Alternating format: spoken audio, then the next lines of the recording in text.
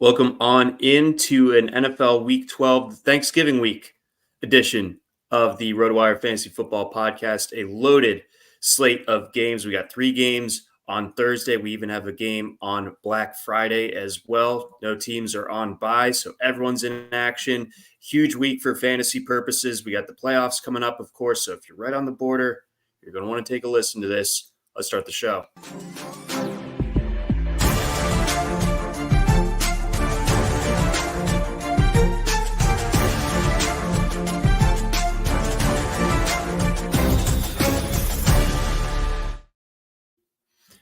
Welcome on in. This is the RotoWire Fantasy Football Podcast for NFL Week 12. I'm your host, John McKechnie. That is Mario Puig. If you're joining us live on the YouTube stream, I make this joke every year around this time, but as a true internetsman, if you're confused by my background, I am podcasting from my mother's house. So that's why it looks a little bit different than the usual setup here. This isn't totally my style, but hey, I think it adds a bit of gravitas. Is that a wallpaper or a blanket on the wall? It is a wallpaper. Oh, okay. Yeah, that's how do you say, rustic? It's far out, man. It's wild.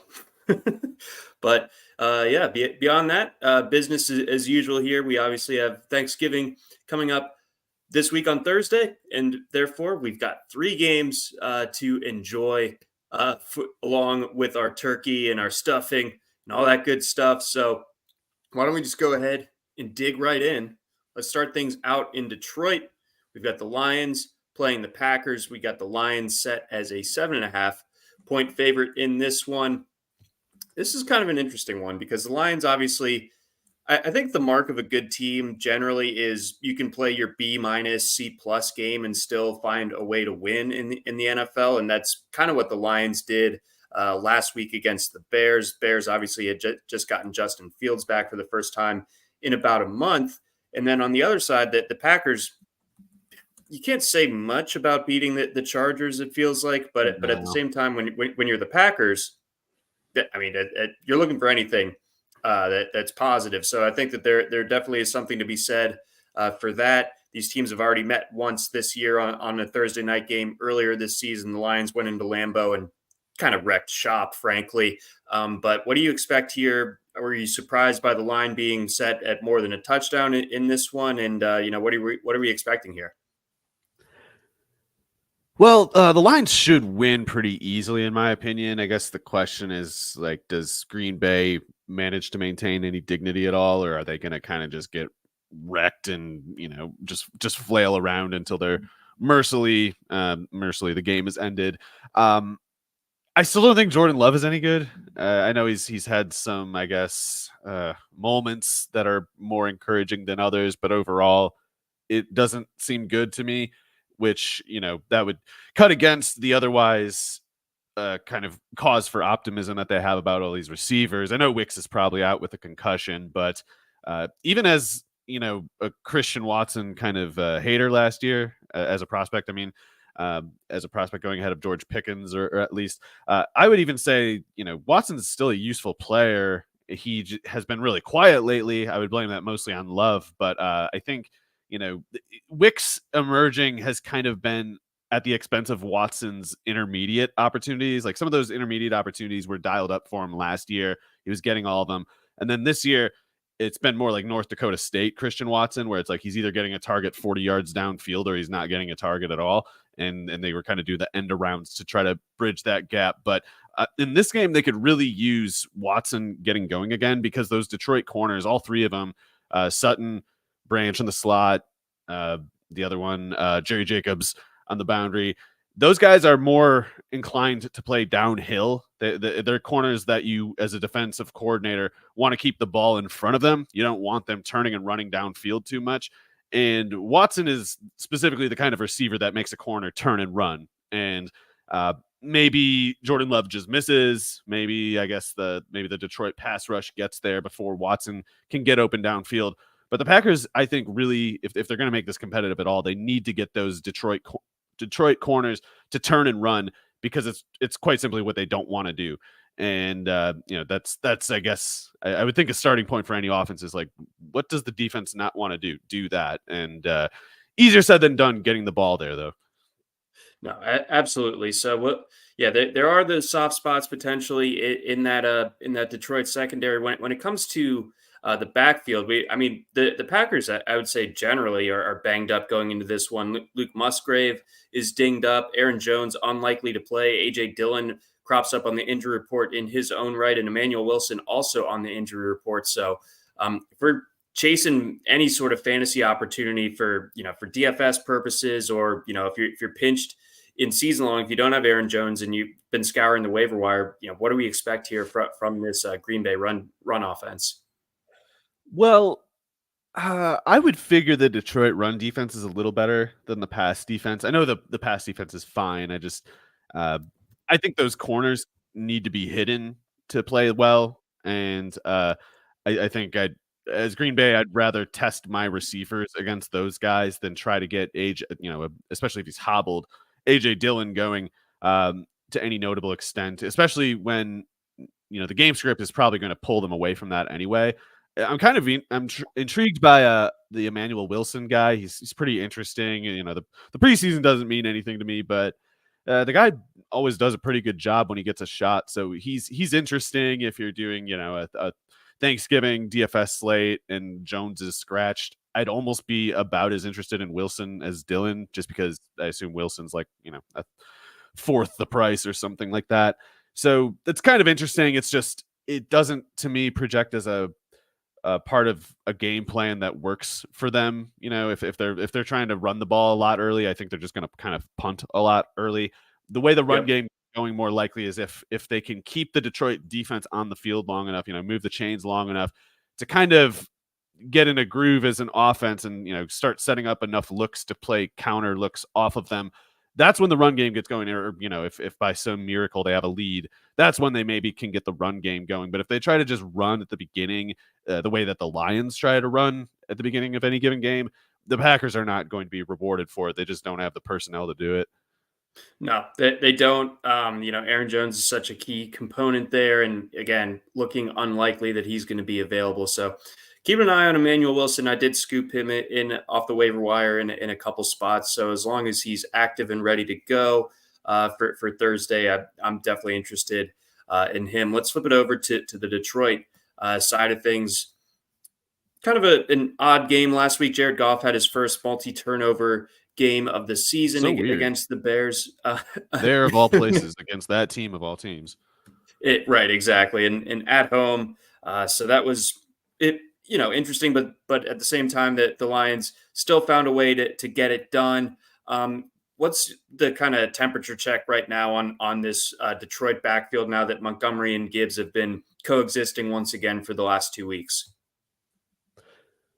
Well, I think it's safe to say that when the Lions fall behind like they did briefly against the Bears, it's going to suit Gibbs a little bit more than Montgomery, just because Gibbs is now that Montgomery isn't a decent pass catcher, he's probably totally decent.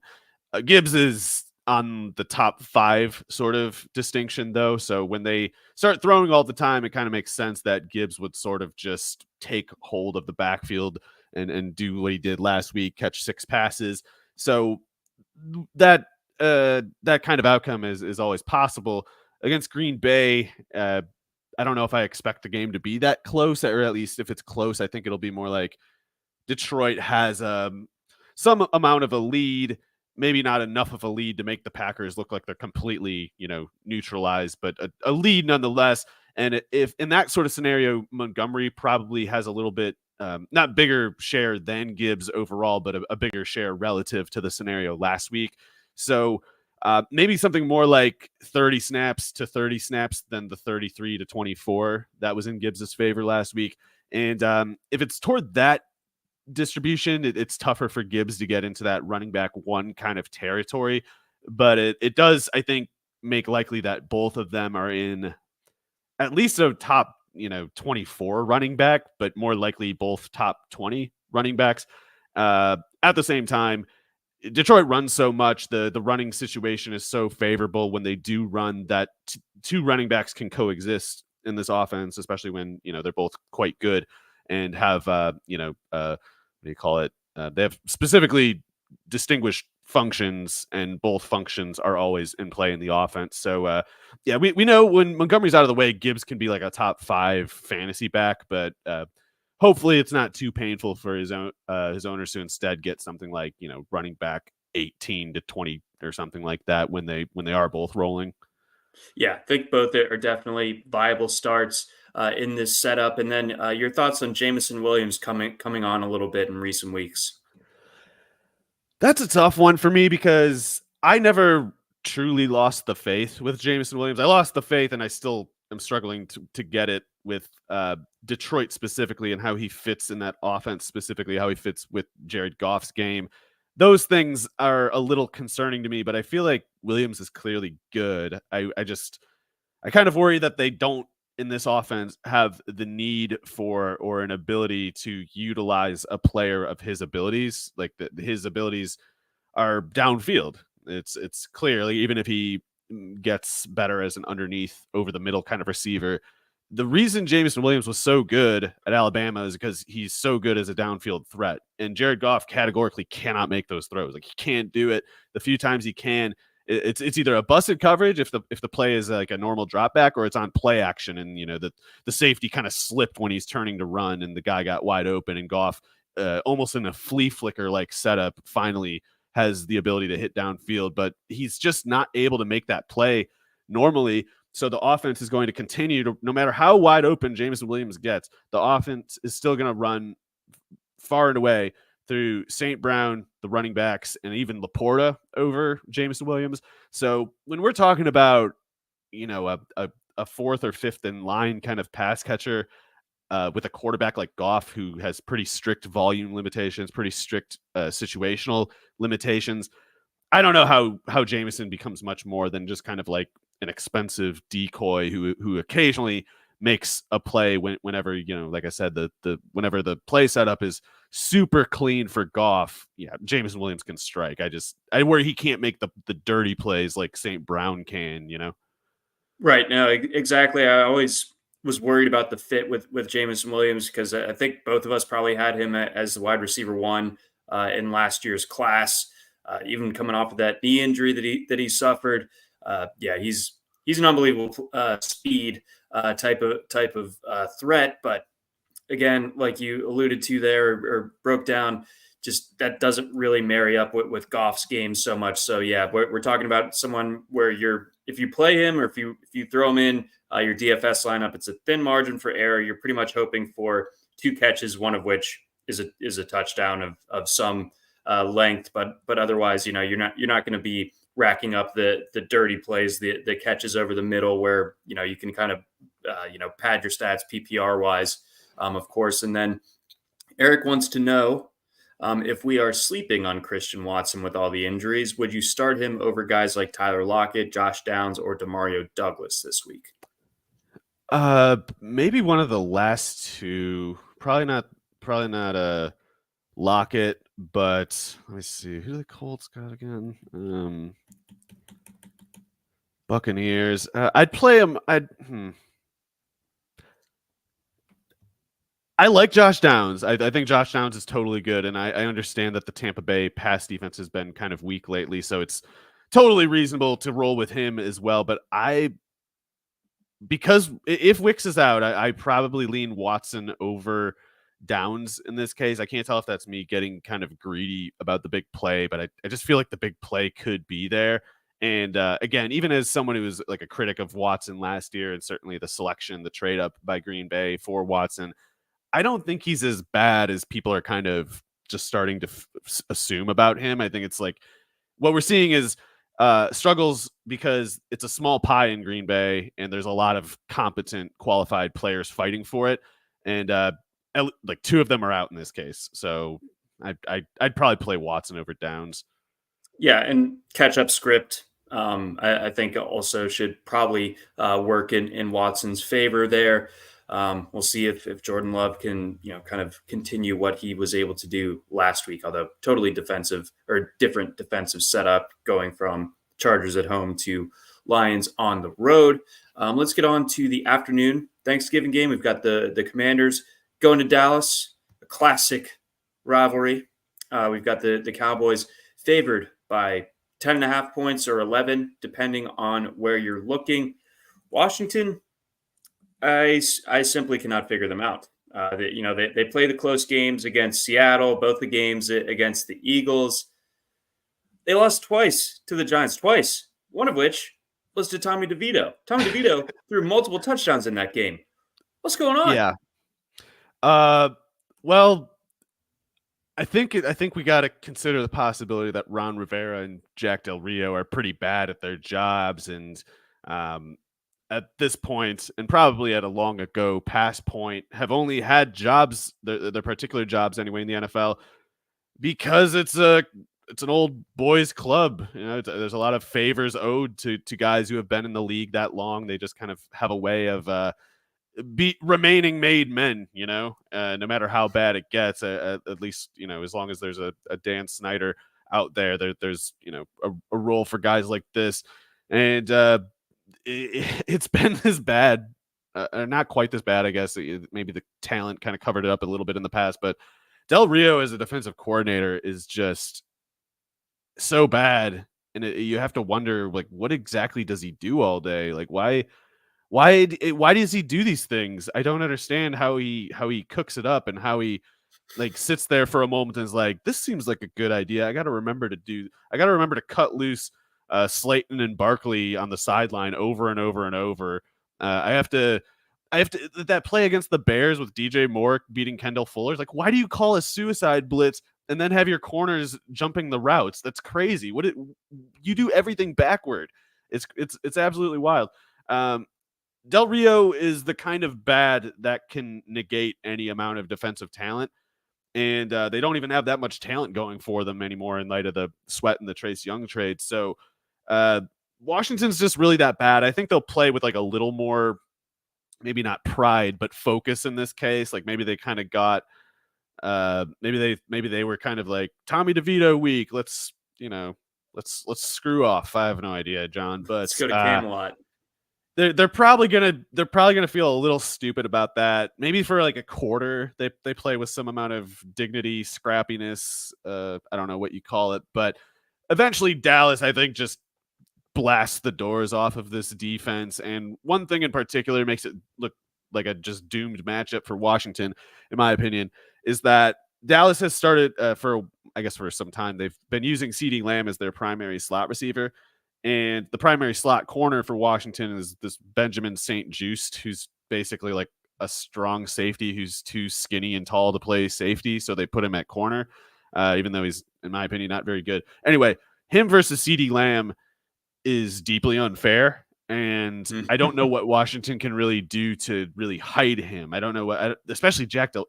If there's a way to hide St-Juste from CeeDee Lamb, are we really going to suppose Jack Del Rio is one of the top 150 people on earth to figure that out?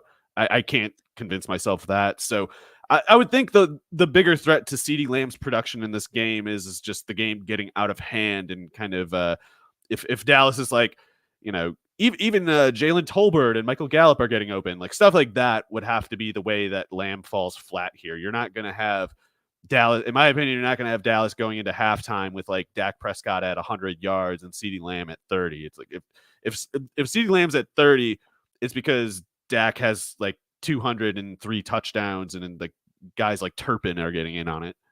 Yeah, it's So I think it's good enough set up there for Lamb. That's an interesting call on his recent usage in the matchup. I think on the other end, Dallas, that pass rush, I think. I hope they get the ice bath ready for Sam Howell. This is an experiment, to say the least. Yeah, that's not going to be good. Do you think we can get to 12 sacks? What can we get to here? Let's say that we can, and then I have one prop for the people that I wanted to toss out there. First touchdowns obviously open you up to a ton of variance, but I think in this setup, Dallas is the team that I would expect to score the first touchdown. Jake Ferguson actually leads the league in red zone targets among tight ends. He's got 4 touchdowns. I like him to score the first touchdown. You can get that at plus 750 at DraftKings. Okay. So Just bear that in mind, folks. That's a good one. Yeah. If I'll be playing that. So give me a shout on Twitter at John's _tailgate if you're doing that too, because I'll be in on that. I'll be voraciously watching for that first touchdown, and then probably going back to eating too much food. Any other thoughts on this game before we move on? I suppose Washington's offense, a quick snapshot there of what we can expect other than Sam Howell getting sacked.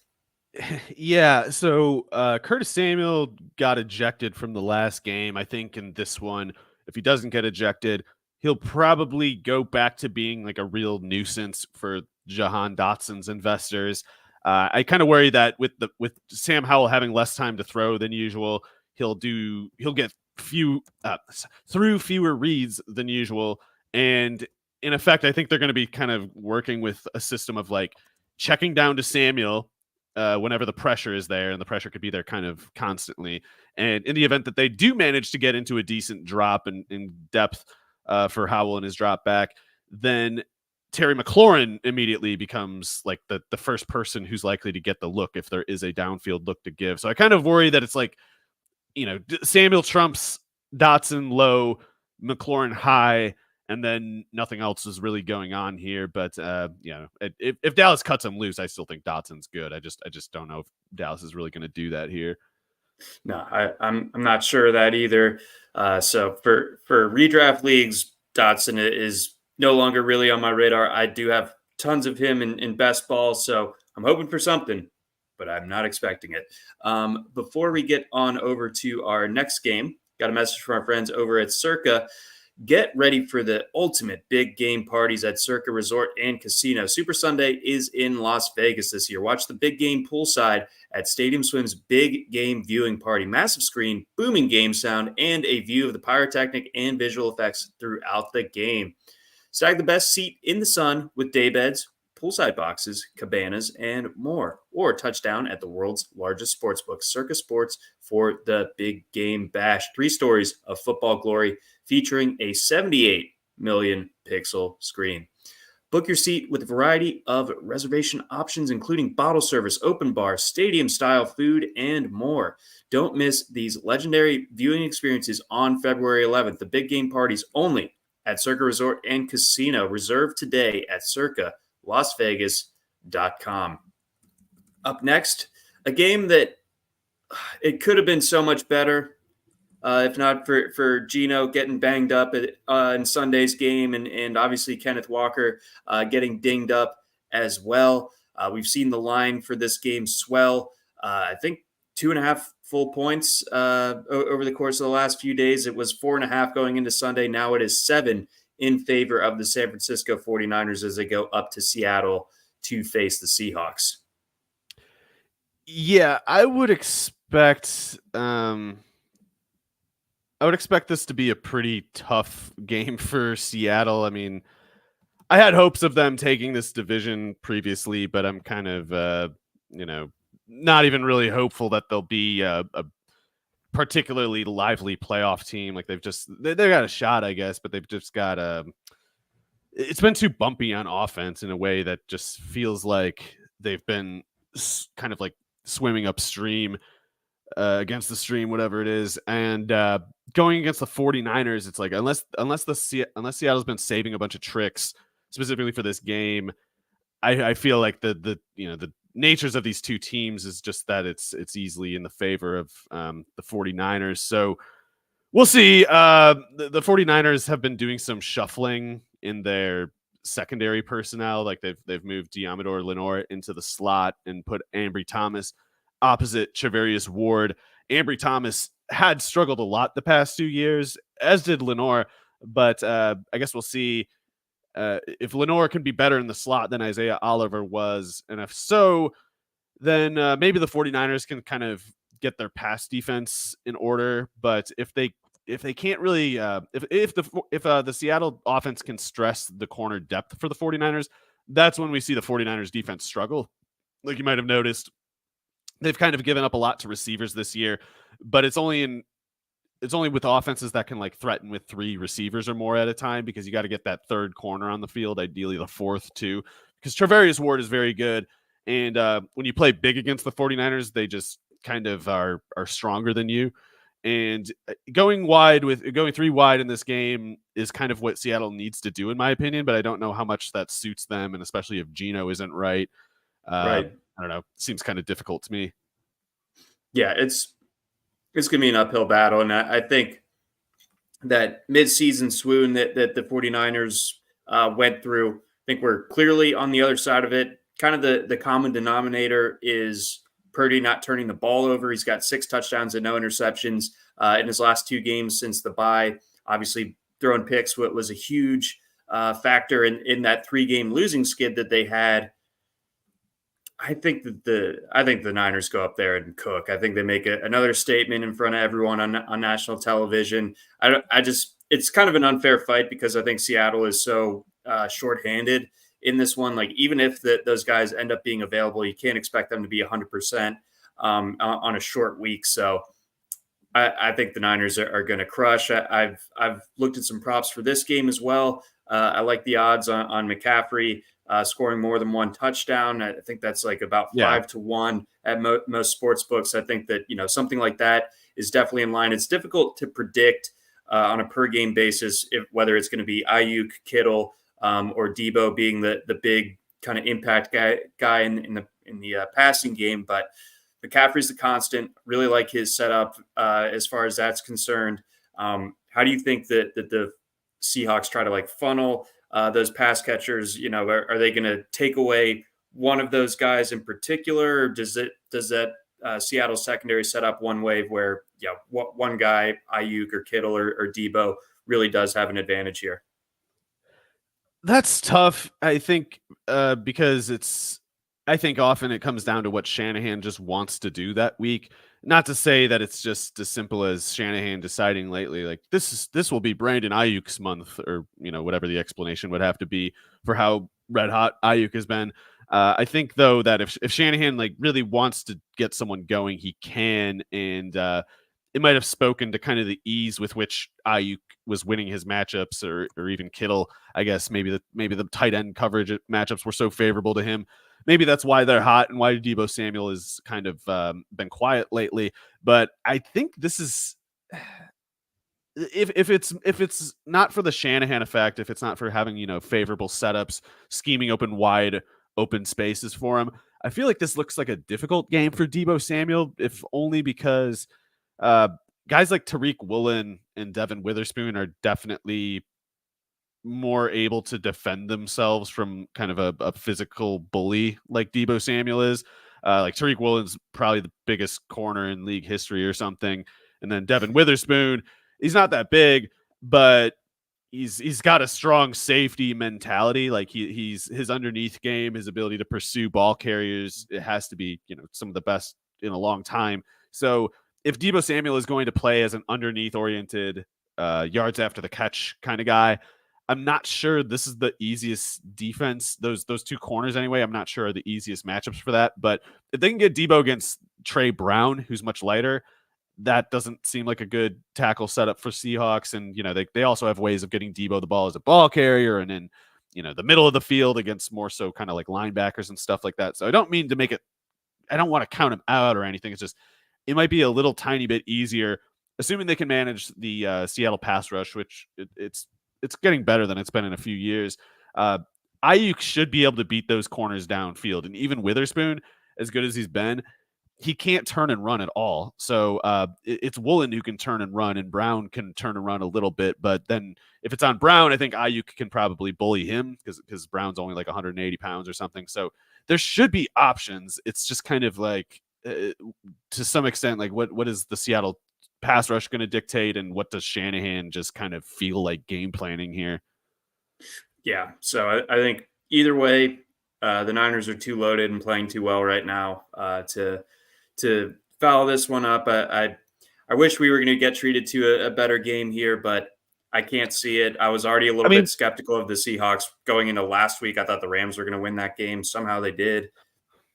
For what it's worth, I do think that Seattle can threaten that pass defense of the 49ers if they have a quarterback who can kind of throw those passes. But yeah, it's like very specifically the Seahawks need to get DK Metcalf against Ambry Thomas. And if they have DK Metcalf running against Charvarius Ward, that's just making everything more difficult for themselves. Yep. No, absolutely. It's gonna. I just can't really see it with the Seahawks this week. Let's get on over to something pretty novel, Mario. We got a Friday afternoon game in the NFL, Black Friday, first one ever, I believe. The Dolphins going up to the Meadowlands to face the Jets, and Tim Boyle at quarterback for your New York Football We Jets. made it. We made it. We did it. It's finally here. As a result, the Dolphins are 10-point favorites on the That's road. all. Okay. Yeah, Tim Boyle. On the one hand, I mean, I know Zach Wilson's been incredibly bad. He's a disturbingly bad quarterback, but Tim Boyle is like the just like, I don't know. It's hard to put into words how bad of a quarterback he is. He was so bad in college that he was the quarterback 3 or 4 at UConn. I can't remember what great guys they had ahead of him, but he was the 3rd or 4th one. And Orlovsky. then Orlovsky. And then Boyle transferred to like Eastern Kentucky or something like that, and was also incredibly bad there. He had like 9 touchdowns to 12 interceptions or something his last year. This guy put up numbers at low levels of collegiate play that we haven't seen since like Scott Zolak era quarterbacks, like back when like 2/3 of the quarterbacks drafted would struggle to complete 50% of their passes in college, back when, before all the penalties and stuff. That's Tim Boyle's kind of production profile from today. So I have no idea why he's been in the league at all. I don't know why he was with the Lions. I don't know why the Jets had his phone number, let alone called it and signed him. It doesn't make any sense to me. Trevor Siemian is clearly better. I guess we can skip to the ending on this. They're going to eventually bench what's his name, and then Trevor Siemian will start, and that will be awful too. But they'll be like, hey, it's a lot better than Boyle, so that's great. This game against the Dolphins defense, like, it's not a tough defense in my opinion, but Boyle cannot play. Like, I don't know if he can do anything.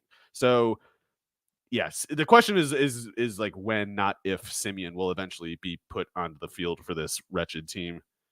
So what do you do about guys like Breece Hall and Garrett Wilson in this setup? I know that the Dolphins' run defense has been a little bit better over the last few weeks. Really held Josh Jacobs in check last week, I think under 40 yards, and then there's a lot of playmakers in that Miami defense. I wouldn't be surprised if we see a defensive touchdown from the Dolphins in this one either. But when you have guys that are difficult to bench, like a Wilson or a Breece Hall, is something like moving to Tim Boyle enough to where you're like, I gotta have a better option than them?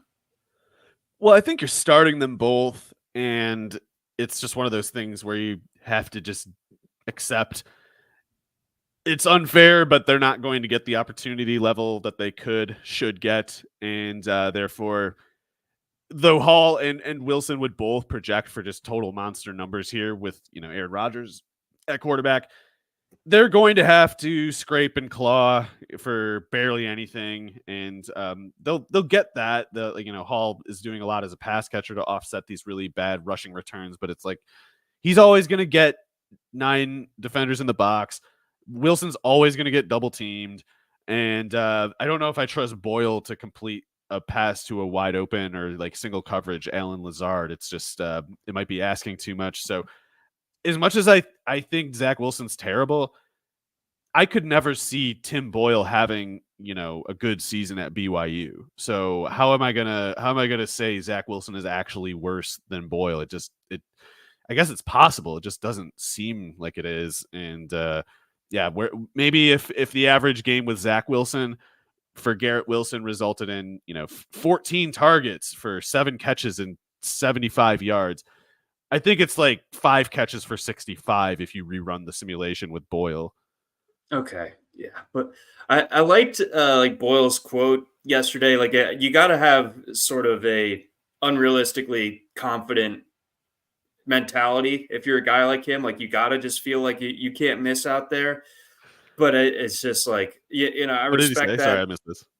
Yeah, he was just like, I go in there with the mentality like I just can't miss, and it's like, yeah, no, you have to. You can't feel safe whatsoever. You have to just feel like you're going for gold every single time. But yeah, boy howdy, I do not expect it to go particularly well for him. Luckily, everyone will kind of be in food comas during this game anyway, so it is what it is. I know the big fantasy wrinkle on the other side of this one is what's up with Devin Achane. He is expected to practice on Wednesday, so we are recording obviously a day early this week. That knee issue flared up again last week in his first game back. That was unfortunate, of course, because everyone felt like, hey, if he's playing, I'm going to start him. Does that apply still this week? If Achane is playing, do you start him in light of what happened last week, which was a calamity for fantasy managers? Yeah. Well, maybe there's some kind of thread there between like his build and the injuries that have occurred. I have to assume that the injury was more so just a random aggravation, and as opposed to him being so brittle or whatever. So if he's supposed to play, I think generally you want to start him. However, as much as no one wants to be the person who says, no one wants to say Devin Achane is not a must start the day before he goes for like 101 yards and 2 touchdowns on 8 carries. We have to accept too that when we're talking about a guy who needs to get it done on 8 carries, there will be weeks where he does almost nothing at all, even if he doesn't get hurt. There's going to be games where 8 carries goes for 32 yards, which is fine normally, but it's when it comes down to 40-yard plus touchdowns making the box score every week, Devin Achane will quite simply be one of the very best running backs ever, or he will have some weeks where it's fine to bench him. And it's a very risky game of which side you want to take, but there will be duds, even if he stays totally healthy, as long as he's getting fewer than 10 carries in a given game. And I think that offense is going to keep working that way. It's a cop-out answer on my part, I realize, but I just think it's permitted for a person who has Achane to view him as a must start or to consider benching him in any given week. I don't really know how to call it more than that. And does the Jets defense worry you at all in this particular setup, or is Achane the type of guy where it's matchup proof, like he could find the seam and go off for a touchdown against anybody, or does the workload limitations in addition to the tough matchup make it a little bit dicier to you? It's not an easy matchup. I guess if there's a reason to lean toward playing him anyway, it might be that the Jets are not projected to be able to make they're not projected to move the chains and hold on to the ball at all. And if their defense stays on the field long enough, they get a little bit gassed, then Achane is, he goes from too fast to simply like beyond pursuit at that point. And if he's going against, CJ Mosley when he's gassed, he can beat him to the corner when he's not gassed, of course, but it's like if that corner is going to be wide open for the turning, if the Jets are a step slow. So I would not fault anyone for sitting Achane for whatever reason. I wouldn't really make it for the matchup reason. It would need to be more like, I got 3 other running backs who are projected for 15 plus carries this week, something like that. So I guess similar kind of volume concern. Jaylen Warren or Devin Achane this week? Sorry. Probably Warren. Like I feel like he projects just for more touches, and Yeah. I know that Achane might literally project for twice as many yards per carry. It's just I think Achane's going to settle into a modest 7.5 yards a carry by the end of the year. I don't think this 10 yards a carry thing is going to keep happening. People got to understand, if Achane keeps doing that kind of stuff, it would be some of the craziest stuff the league has ever seen ever. Not just like, oh, that's a little wacky. It would be like, this has never happened. Nothing close to it has ever happened before. There may be a first along those lines to happen. Maybe Achane is that one, but the odds are minuscule, Yeah, exactly. We're looking at a narrow range of outcomes as far as that's concerned. Before we get on over to our next game, interesting question, not related to this game, but I too am curious about this one. PJ with the Heisenberg AVI, always like that. He wants to know OBJ or Amari Cooper this week. Well, things are really bad with the Cleveland passing game, and it sucks because, yeah, Cooper's been doing such a great job. It seemed he might have been playing better this year than he ever has, but I just don't know what you can do with these quarterbacks. Like, I think Dorian Thompson-Robinson is clearly better than Walker, but I don't think Thompson-Robinson's any good either. So the tough thing with Odell, I guess, is he's almost become a little bit like wide receiver Devin Achane in that he's always hurt or something. Or, I mean, not always with Odell is always hurt. I didn't mean to put that on Achane. But in any case, for the particular moment, we're like wondering how healthy either one is. And then you look at Odell Beckham and it's, wow, he's got, these long touchdowns, 2 long touchdowns, and then a bunch of big plays against the Bengals. And in each case, it's like 35, 15, 19 snaps. So how lucky are we feeling normally to just kind of, assume that production will keep rolling on 20 or fewer snaps in a game? It's normally a long shot, but if the only alternative is Amari Cooper with these, arena league quarterbacks, I think Beckham on 20 snaps with Lamar is worth more than Cooper on 60 snaps with Dorian Thompson-Robinson. Maybe that's a little dismissive of Cooper, but I don't mean to be. I mean to quite. I mean to very much acknowledge that Cooper is very good and that it's not easy to dismiss him. But I'd probably have to go with Odell, really.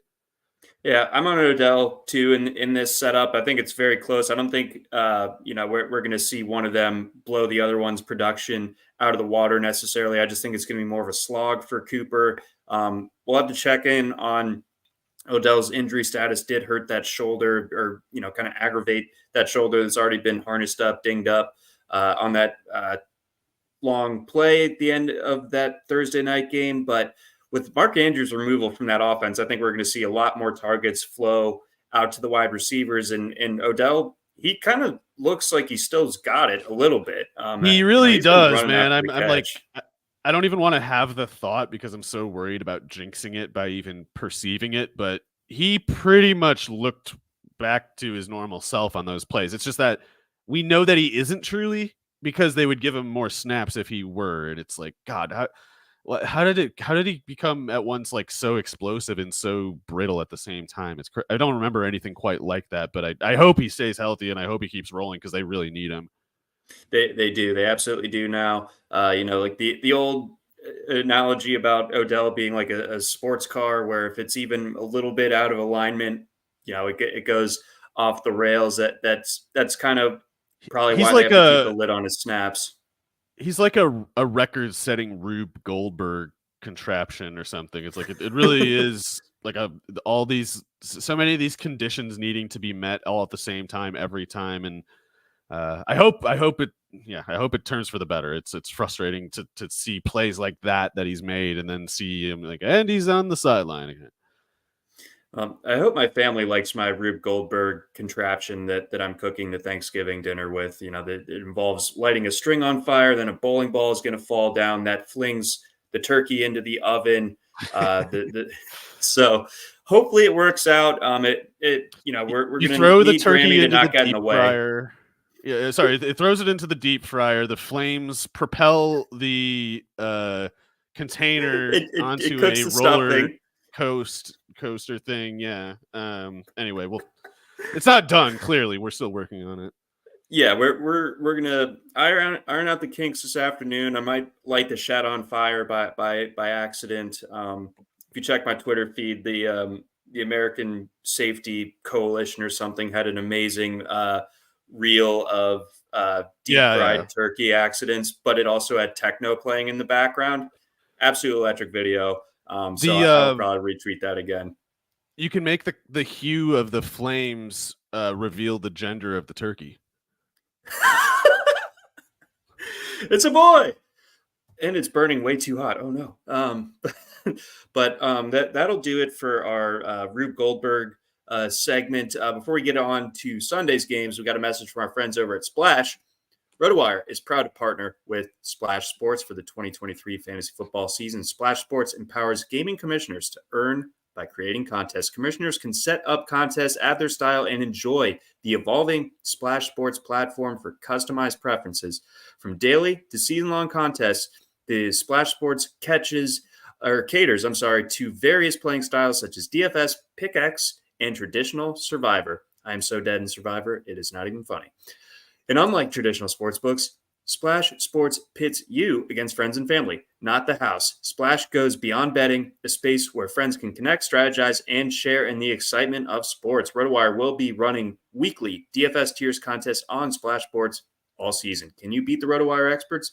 Visit rotowire.com/splash to enter. And we also have a message from our friends at Blue Wire. Okay, Sunday time. Saints, Falcons, split action here. We've got the Falcons as 1 point home underdogs over at BetMGM. We have the Saints as 1.5 point road underdogs over at FanDuel. We got the over-under set at a crisp 41.5 at BetMGM. So again, not surprising to anyone, not expecting a ton of points in this one. Both these teams coming off the bye. We have the quarterback carousel continuing to spin in Atlanta, and we also are a little bit uncertain of what's going on with the quarterback situation in New Orleans. What are we looking for here? It's bleak. Both teams are very poorly run, and when you have teams mismanaged like these two are, it's, I think, a little bit even more of a randomizing effect. Like I think, Arthur Smith, he's had some games where you could almost mistake it for being like, oh, that was a clever game plan by Atlanta, this or that. But I really just think especially at this point, it's safe to say that anytime the Falcons win is because the other team just blew it. And in a league where so many coaches are obviously incompetent and only have their jobs because of their like familial connections and stuff, with so many terrible quarterbacks in a league where they're throwing the ball more than ever, there's going to be an amount of just week to week volatility, like a sort of just like a meaninglessness in so many of the details, because it all just kind of gets deferred to this randomizing aspect of like, with this many bad teams, with this many wrong buttons being pushed all the time, it's like it gives any team, including the Falcons, a chance to win sometimes. So Dennis Allen, being as awful as he is, has to be like, it has to be a better matchup for the Falcons than if they were going against even a much less talented team than the Saints have, but with a better coach. Like I would much rather have Smith. If I had to put a wager on Arthur Smith winning a game, it would be this one rather than against like the Rams, even though the Rams have terrible talent. The Saints are a talented team on both sides of the ball, but the returns haven't been there because the coaches are they are obstructively bad. So I don't know how much the talent to talent breakdown really bears through given all that. And the Saints have a lot more talent. I just can't really, they just don't look like a real football team is the problem. Yeah. And, divisional game, this is kind of a weird divisional rivalry. I think with the Falcons being at home, I would find a book where they are the home underdog, and I would probably take the Falcons in this spot. I think the Falcons do kind of find a way to win ugly while also making fantasy managers across the nation angry. That's kind of their MO, especially when they win. So that's my lean here. And then as far as Derek Carr is concerned, he's still in concussion protocol as of Monday. And obviously he also had that shoulder issue from the Saints game as well. So if he's out, do we kind of raise our projections for guys like Chris Olave? Yes. Yeah, Carr is so bad. Any play where he sees like a hint of pressure, he just kind of stops running the offense. Like he just starts freezing up and sort of just immediately just scans down, not down the field. He like scans down his own like field of vision just looking for the quickest out, the quickest way out. And that's why you see so many of these plays where he's just throwing like hospital balls over the middle or just throwing it into the dirt over the middle. And he you can see him like tense up, freeze up. You can see his like elbow joints locking up when he sees just like a fifth defender anywhere. Like the guy can just pretend to blitz and Derek Carr will like fall over in fear of it. And he's not running the progression. So guys like Chris Olave get open. Carr is not really looking at them as they're running the route. He's staring down straight ahead, trying to spot a moment where there's an opening where he can just drive the ball through and be done with it. And that's why, like, when Olave is having all these drop passes, from a month ago or whatever that game was, you'll notice the ball is never where Olave is going. It's always just kind of knuckleballed somewhere in his vicinity. And Carr just looks for like that knuckleball opportunities, like just somewhere where he can chuck the ball and not giving up an interception. That's about all he's really looking to do. He's not really looking to proactively make a play downfield. Whereas Jameis Winston, it's totally the opposite, maybe to a detrimental extent, but he doesn't care. He's not afraid. He's going to chuck it. And that has been a problem in other contexts. But when your starting point is Derek Carr, it is clearly an upgrade. The thing is, it's such a politically messy thing in such an incompetently run organization. They probably will play the worst player if he's healthy. Even if they think he's worse, they will do it anyway because they don't want to admit what they've done, you know? Yeah, they don't want to admit that mistake. Quite so, saying the quiet part out loud, which is what it would be if they were to bench Derek Carr in favor of Jameis Winston. So I wonder if they're just kind of hoping Hainer has to be better. Oh, is he around? Is he still suspended? Yeah, he's roided up Jake Hainer. You know me, I would like to see a lot of Taysom Hill too, but in a lot of Jameis Winston. Like let's get some maximum entertaining elements to this game that otherwise is kind of lacking them.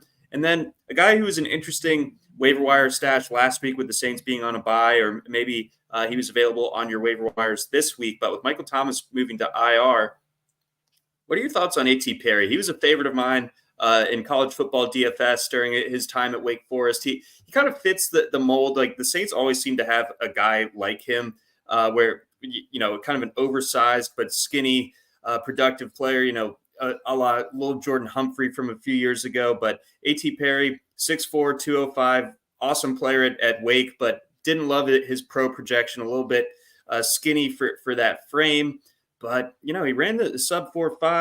I don't know if that was at the pro day or at the combine. It was combine. Okay. I mean, that's fairly legit for a guy that size. I'm pretty sure too. That is correct. So any interest there? A little. I mean, he's a player who I think fell a little too far in the draft. He has some red flags as a prospect, but I think you can look at his red flags in the bigger context, spot reasons why he might be an exception to certain rules of, him being too skinny. Maybe he is quote unquote too skinny, but when you are too whatever, you can kind of offset that sometimes by having surpluses in other areas. And it's like a narrow path for Perry because he is very skinny. And he doesn't have the greatest hands. He's very coordinated, I would say, but he's almost like, I don't know what you would call it. He basically kind of dropped more passes than I'd like to see. His completion percentage at Wake Forest sometimes suffered for it, but he's just so acrobatic for how tall he is and how long-limbed he is. Like you watch, Marquez Valdes-Scantling dropping that pass down the field. Like Perry doesn't really drop that pass because he doesn't have the rigidity issues that Valdes-Scantling does. Perry almost, in the sense that he can kind of make himself smaller than he actually is. It reminds me a little bit of how that is with Drake London. It's like he's only 6'4" when it's helpful to be 6'4". When A.T. Perry wants to make cuts like he's 5'11", he can. And that's the single thing that stands out the most about him to me, is that when you watch A.T. Perry run routes, there are a lot of times where he just stops looking 6'4". and he starts making like breaks and changes of direction, stop stuff that you don't see, almost categorically do not see with receivers as tall as him. So that's interesting to me because he could be a matchup problem if you can put him on the field and get a defense to counter with a heavier, bigger corner.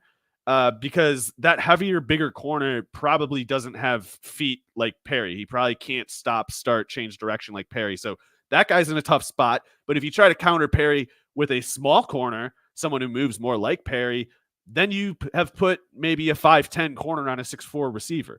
And then he's like a jump ball kind of threat. So I definitely like Perry. I think he's got a shot. But definitely think he would be a distant third to Shaheed, but it's interesting to watch. I agree with everything you said about Perry, and it's particularly with Dontavian Wicks showing so much lately. It's like why can't Perry do something like that? I'd love to see it. Wicks was also a favorite of mine in college. Those Virginia offenses prior to last year were awesome, really fun, and Wake Forest, same deal. I need. My firm beliefs in Sage Surratt from years past coming out of Wake Forest. I need retribution. I like Perry a lot more. Vindication. Let's go. I didn't like go, Surratt, but I like Perry. I did not like Surratt. I don't know if he's available in our Dynasty League, but we have the RotoWire Dynasty League running its waivers today. If he hasn't been picked up, I might splash the pot on 1AT Perry. We have an interesting trade question that I wanted to briefly touch on. So this is a league where, and we've talked about this in redraft trades before, where you're trading same positions. You're kind of making a wager that you're going to be getting the edge on this guy. You view this position a little bit more clear-headed than the person that you're trading with. So we have a receiver, a running back, and a tight end involved on both sides here. One side would be giving away Stephon Diggs, Joe Mixon, and Trey McBride. The other side would be giving up Devontae Smith, Bijan Robinson, and Travis Kelce. I think I would start with Travis Kelce.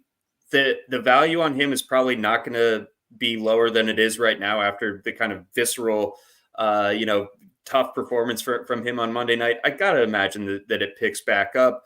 Devontae Smith, I think, is going to keep playing extremely well. I think that, Hurts didn't have the best game through the air on Monday night, but that's forgivable against this Chiefs team. I know the Eagles have a kind of a gauntlet of a schedule, but with Goddard being out, so much attention being paid to A.J. Brown, I still think Devontae Smith projects really well moving forward. And Bijan, you just never really know, but maybe you might catch a hot streak from him. On the other side, Diggs, it's been frustrating this year, especially in recent weeks. They have the offensive explosion against the Jets. He doesn't really do a ton in that one, if memory serves. Mixon, my valuation of him doesn't really change with no Burrow. I think that he's just we're going to see a lot of checkdowns to him. So I think he's going to be fine going forward. And McBride is obviously rocking out right now. So who gets the better end of this one? I have no idea, man. Sorry. I think it's possible that it's truly a break even. I personally have no concerns at all about Diggs. I am pretty much positive he's going to go on a tear pretty much through the end of the season now. But the Devontae Smith part is, I guess, where I really wonder, because Dallas Goedert being out just it locks in a much higher target rate for Smith. Like, it's not a question. It might be a question. Does he have satisfactory efficiency with it or whatever? I also don't think that's a question. I think it's almost a lock that Devontae Smith will always have far above average returns for the usage. And Goddard being out, it's channeling three pillars into two now. Like, it's a huge difference, especially since they're not going to feature. I guess they could feature Julio Jones somewhat. I just would be so sort of surprised. So while I would easily rank Diggs ahead of Devontae Smith going forward, it's so much closer than it was, but before the Goddard injury, and I have nowhere near as much confidence in it. And then the Burrow thing for Mixon is disturbing, but I agree with you. I lean toward Mixon's going to get like 5 catches for 30 yards a game every game from here, and that definitely counts for something, especially if Arthur Smith is yanking around Bijan Robinson's playing time for reasons no one can ever foresee. But maybe the weirdest part of this too, John, I don't know how much further ahead I put Kelsey at this point than Trey McBride, because Yeah. McBride's just rolling like crazy. And Oh, yeah. it's not even like it's not, I feel like it's not an insult to Kelsey. It's just like, do we know for sure that McBride isn't the tight end 2 right now, or 3 or something like that? Like it's not obvious to me that he isn't. So if he's that close to Kelsey, that kind of that would have been the main contrast of these two offers, is the Kelsey part. And I just don't know if it even is. It might be the Devontae Smith Diggs part or something. I don't know. But I'm interested in your thoughts there with Diggs potentially going on a tear. I think that's not far from coming to fruition. So yeah, if I'm Dylan here, I'm holding on to my side that has I probably would too. Diggs, Mixon, and McBride. I feel good about that. Let's keep rocking here. We've got the Steelers and the Bengals. So speaking of Joe Mixon, we've got the Bengals as 2-point home underdogs. Quick and dirty summation. What does this offense look like without Joe Burrow?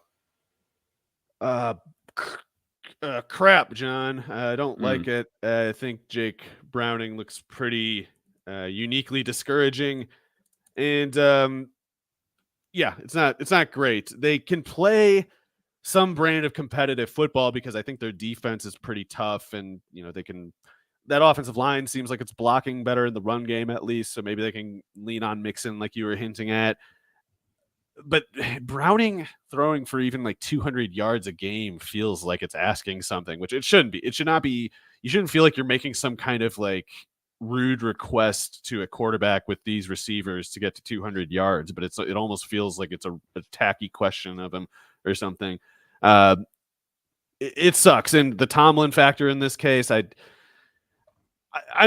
am worried as far as my analysis goes that I'm just like despairing too much about the Burrow injury, but I can't tell if I actually am. I when I try to ask myself, like, am I exaggerating? Am I going a little overboard? I granted it's always difficult for me to answer this question and play devil's advocate against myself, but I just think it might be as bad as we fear, and particularly with maybe I'm just getting like traumatized from such recent obvious examples as like Garrett Wilson, but like we've seen it. It really can just go from working great to not working at all, and the quarterback, if it's bad enough, can do that on their own, and it might be one of those cases here.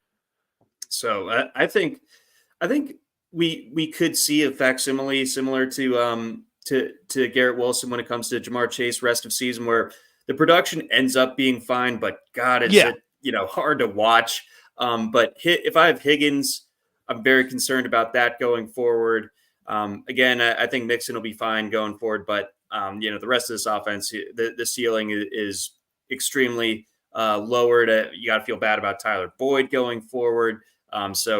Chase will still be a startable receiver in my opinion, but he's not going to be a top 3 pick. That's just not how that's going to work when Jake Browning's back there. It's too bad. It really is. And then on the Steelers side, how are they going to respond, I suppose, from Matt Canada's firing earlier this week? I have no idea. I don't know who they are replacing him with. Whoever, if it's an in-house thing, then it's almost got to be someone who is running the same offense, which is to say the difference at this point might come down to situational play calling, because I don't know what they are specifically griping about with Canada. I mean, to me, this is just an offense that has a quarterback that's too awful to function, and I don't know what anyone expected Canada to do about that. I don't think it can get a whole lot worse. It's hard to get much worse when you run as much as they do, and when the times you do throw the ball, it's to receivers as good as Pickens and Johnson. But I don't know. Maybe there is something Canada is lax on in his game planning during the week. Maybe there's some kind of preparation thing, some kind of thing that this new person will be better at that'll make the Steelers a little more adept at their situational play calling. I don't know. But one thing I feel safe, just scoffing at is a suggestion that like, oh, well, now this offense is just going to be unleashed or something. It's like this offense sucks because we would have reason to predict it would. Like it's not going to be saved by a play caller. It's out of especially that we're talking in-season in-house options. Like if they were going out in the offseason to get the next Mike McDaniel, I'd be like, oh, maybe that changes things. But no Mike McDaniel is in-house, and it's the quarterback. It's the quarterback's it's all because of him. He's brutal to watch. I gotta say, old Kenny. We got an over/under here. It looks like an Iowa game. It's 34.5. It is an Iowa game. Yeah, the Steelers are Iowa, down to the uniforms. Hard to watch. Better receivers, I guess, but but beyond that, no more of that. Let's go to a fun game. Jags Texans. That's fun, right? That's fun. The Jags, obviously. Yes, it's one of the better Sunday games in the afternoon window. Jags looked a lot better last week. How much do you put that on them just facing Tennessee, though? All of it. 100% of it. Okay, so going into this game against the Texans, who they obviously struggled against earlier this season, where does this offense kind of settle in if it's not going to be the sort of peak performance that we saw a week ago? So the Titans' defense is bad enough at the boundary coverage that Trevor Lawrence and Calvin Ridley were able to kind of flex in that game just on the basis of their raw ability. And that is a detail that will now change here because it's not going to be Houston cutting loose Calvin Ridley. It's not going to be defense played so poorly, schemed so poorly that the offense moves the ball, even though the defense pretty much knows all the plays. It's going to be a well-coached defense rather than one, and also a well-coached defense with much better corner personnel than the Titans have. Like Derek Stingley, I think, is good enough as a corner to make Calvin Ridley struggle again. Not because it's Ridley's fault. I think it's Sherwood Press Taylor's fault. But Stingley is good. Nelson has been playing really well on the other side. And DeMeco Ryans is, he's the real deal. He's as real of a deal as any other coach in the NFL. And that defense is going to just keep getting better all the time, in my opinion. We've already seen the Houston offense seemingly hit another gear lately. And, if Stroud's better than he was the first time these teams played, then, and it does seem like he is, then I don't know how this doesn't just turn worse yet for the Jaguars. Like I feel like they are outclassed by the Texans, even though Jacksonville has more talent than the Texans. I should say the Jacksonville defense remains very good, and Caldwell, their defensive coordinator, is like the opposite effect of what Taylor is on their offense. So Stroud has to play well. It's not like the Jags are just going to let him roll. They're going to make him work for it. I just don't know. Other than like the whiplash of going from such an easy matchup of the Cardinals to facing a tough Jags defense, if there's like some kind of the change up kind of effect there, throwing off Stroud for a quarter or two, that would make some sense, I guess. But that's the only reason I would see him truly struggling here. Meanwhile, Trevor Lawrence has struggled in most games. He struggles in pretty much any game where the Jaguars don't have a laughable talent advantage over the defense. And this certainly is not one game like that. So I think Trevor's great. I don't blame him or Ridley at all. I think they are blameless. But the fact is the Texans are a team run by a coach who is much better than anyone Jacksonville has. Texans are going places Jags aren't. I agree. And if the Texans win this game, they will have 2 wins over the Jaguars and the same record. So they'll both be 7-4.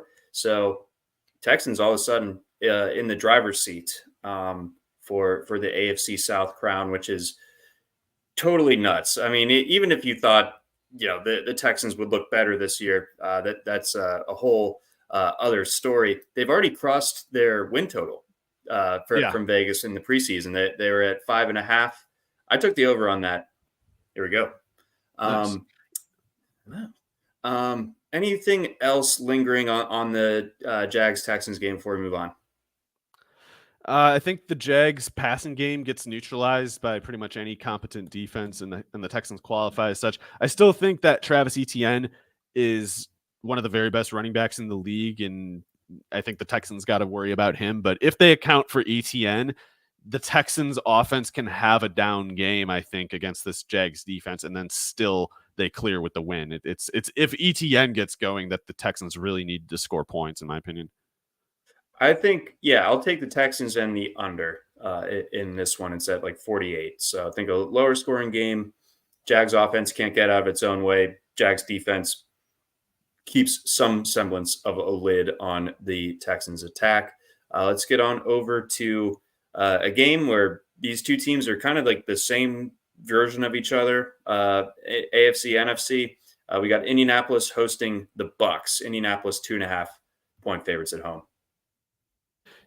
Yeah, this is a game where I think the Buccaneers can bounce back. Their issues on offense, I think, have to do with lacking a run game and lacking secondary pass catching option, third, as it were, pass catching option.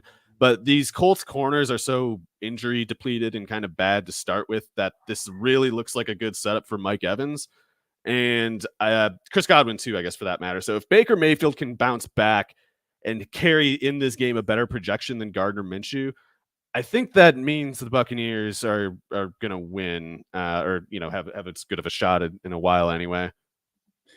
And fantasy perspective, Jonathan Taylor against a tough Bucks run defense. I mean, obviously you're starting him, but when's the huge game coming for him? Is it this week? I don't know. The matchup isn't obviously favorable, but I think Taylor's playing well. The issue is more that Gardner Minshew is really it's getting difficult to hide him and his inadequacies as a quarterback. And I think what you're seeing is the defense is kind of selling out against the run game and maybe Pittman, and they're kind of cutting loose the rest, and Minshew is not making them pay for it. So that continues here. I mean, I know this Tampa pass defense has had its issues, but Minshew has struggled against weak defenses by now. And it to be fair to Minshew, the Colts aren't really like a robust, passing offense. Like, I like Pittman enough. I like Downs. I even like Pierce, but it's not enough to carry a quarterback as low as Minshew. And he, like, if for instance, if Minshew had Evans and Godwin, I'd feel a little better about him here. But I just worry about him. Especially if he doesn't have a run game to play off of, especially if he can't scramble and stuff. And I don't know, Tampa's got speed on defense. I don't know why you would get going that way. So, I lean Tampa to win this. Okay. All right. Bucks on the road. All right, let's get it. Let's go. Oh boy. We got Patriots Giants. Another perilously low over under. This one even lower than Steelers Bengals. This one at 33.5. The Giants, credit to them. That they're the first team since, I believe, 1984 to win a game in which they allowed 9 sacks and win that game by double digits. Yeah, it's cool, this game. I think, for what it's worth, I just saw Taylor Kyle. Yeah, Taylor Kyle's a really good Patriots beat writer had tweeted an hour ago that Mac Jones said he hopes he will start and that it's the plan, he thinks.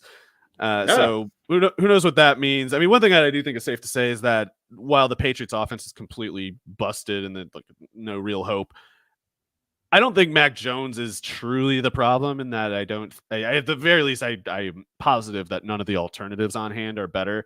Bailey Zappi's just it's a joke. The Louisville quarterback that they drafted would sooner be a better approach. Like there's no way that Jones is the reason everything is as bad as it is, with it's somewhat injury, somewhat scheme, somewhat personnel, all happening badly at once. And I think, you'd need like a top 10 quarterback to make this Patriots offense look much better, in my opinion. And Jones falls well short of that. So they just look like this instead. However, there's still, I mean, Dable is a way better offensive coordinator than what the Patriots can cook up, but I do think the Patriots offense is probably better than the Giants with DeVito at quarterback. DeVito did a great job last week, of course, but that was Dable just kind of pulling a series of pranks on an old silly man, Jack Del Rio, and DeVito made his shots. Definitely deserves the credit for it, but you got to understand those are like all flea flicker plays. The defense was so whooped. It was just like as easy about as a flea flicker pass when the defense bid on it. And he'll make that play again, I suppose, if they set it up. I just don't think it happens here. So I don't want to say I want to bet on the Patriots to cover or win, but I'm more interested in betting on them than the Giants. Anything to take away from what Darius Slayton did a week ago? He's a good player. He always has been. He's been totally good since his rookie year, and all the fluctuation since is just because of Daniel Jones and other quarterback problems. I like Slayton. If Dable can keep pantsing the defense like he did last week and set up a look so open that DeVito can see it from a mile away and also make the throw, Slayton will do his part. But it's tough for me to have a whole lot of hope for DeVito against Belichick. Like, it's just, I don't think Tommy DeVito is very good. Like, I think he's still probably worse. Maybe he's better than Sean Clifford. Maybe I can move him that high. Maybe he's better than Clifford, but that's about all I can do. You know, it's I can't forget his whole collegiate career. It's not something I can do. What I can't do is look at Twitter when Tommy DeVito does anything. Sopranos memes are so 2019. If there was a way that I could mute an image. He's like Jersey Shore type New Jersey right. guy. Yeah, it's lame. I There's can't no New deal Jersey with Shore in the Sopranos. I hate it. I hate the Sopranos memes so much on Twitter. It's making me like retroactively not like the show as much as I do. It's very bothersome. I'd like to remove that from my Twitter experience, which is already bad enough as it is. Let's go. Oh boy, man, we are in the thick of some toughies. We got the Panthers and the Titans. Titans 3.5-point favorites at home. I don't know about that. How are the Panthers being favored by anyone? Is kind of. Oh, I'm sorry. Titans favored. I'm sorry. Whoops, my bad. I should have just known it too. But yeah, that sounds more correct. I think if it were in Carolina, I feel like the Titans should still be safely favored. The Panthers are a kind of bad right now that's difficult to put into perspective. It's difficult to find similar case studies in the past because it's point blank not that often that we have a team with as little talent as the Panthers, with as bad of coaches as the Panthers have, Ejiro Evero aside, and with a meddling idiot owner like David Tepper is. And it's a totally different formula than what you got to look at in most cases. This is an organization that at every level is being run completely into the ground. And having a generational savior type quarterback prospect would not save the Panthers from this season that they're having, in my opinion. And I happen to believe Bryce Young is not very good. So Will Levis, oh man, this is I guess a real litmus test for me on how low I am on Bryce Young. Do I think he's worse than Levis? That feels like a line a little too far, but I'm a lot closer to it than I thought I would have been right now. Back in like September, I would have said like, yeah, I don't like Young a whole lot, but he's definitely going to be way better than Levis. And now I would still pick Young, but I'm not nearly as sure about it. They both probably are awful is the way it looks now. But Levis might chuck it a little further, run a little more. I don't know. Maybe there's something he has on Young. I don't know if Young can take advantage of the weak Tennessee boundary coverage. I feel like since he's done so badly in that part of the field to this point, there's not much reason to think he can capitalize. I really do think Bryce Young is doomed, just kind of forcing it to Thielen over and over and hoping the game ends eventually.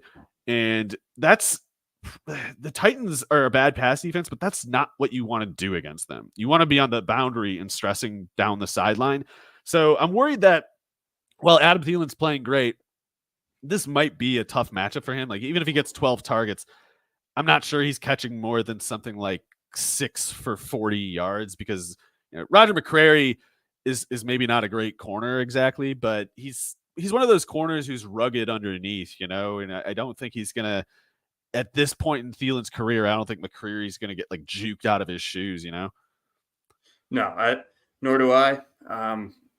Yeah, I don't have a ton to add on this game. I don't think if you're in playoff position that you probably have a ton of exposure to this game. So that's kind of where I land on it. I guess I'll take the Titans. I think I'll say it. I think Levis right now is better than Bryce Young. Does that mean in the future he will be? I don't know. But I think at this very moment, I would take Levis for this weekend over Bryce Young. But that's about the end of it. Yeah, it's boy, that's quite a swing and a miss for trading up that high to take it the first overall quarterback, and then you watch. He passed all these tests. The future, John, mathematics. Do you understand? Well, that's two. Well, at least they beat CJ Stroud straight up. That means everything, right? They'll at least always have that to hang their hat on. Let's go Rams Cardinals. You got the Cards as this one. The books can't decide either. There's a little bit of differential. We got the Rams as 1.5 point road underdogs over at FanDuel, and we have the Cardinals as 1 point home underdogs over at DraftKings. Over under in this one set at 44.5. A lot of questions in the chat have been about Kyren Williams. What are your expectations on him coming back? That is tough. On the one hand, if the Rams give him his old role, then that's clearly valuable because they were giving him an absurd workload, 60 snaps a game, crazy. He's not built for that. I don't think it's a coincidence that he got hurt the way he did, getting 2 20+ carry games in a 3-week span. This Kyren Williams is basically like if you took Myles Gaskin and made him slower. So I'm trying to point out they're both around 190 pounds. Like you don't use 190 pound running backs like they're Todd Gurley, Sean. That's not how it works. So if they want to keep doing that, he'll get that, I guess, every snap he can handle. But then the question is like, what is the number before he gets hurt again? And I don't know if Sean McVay has thought that through at all and realized like, oh, I'll have to give 30 snaps to Williams and 30 to Royce Freeman or something like that. But to keep Williams healthy for another 3 weeks, that is what they would have to do. However, McVay has never shown this inclination, only 6 weeks with Williams, but throughout those 6 weeks, Ronnie Rivers was basically like an on-field scratch. They were barely even using him.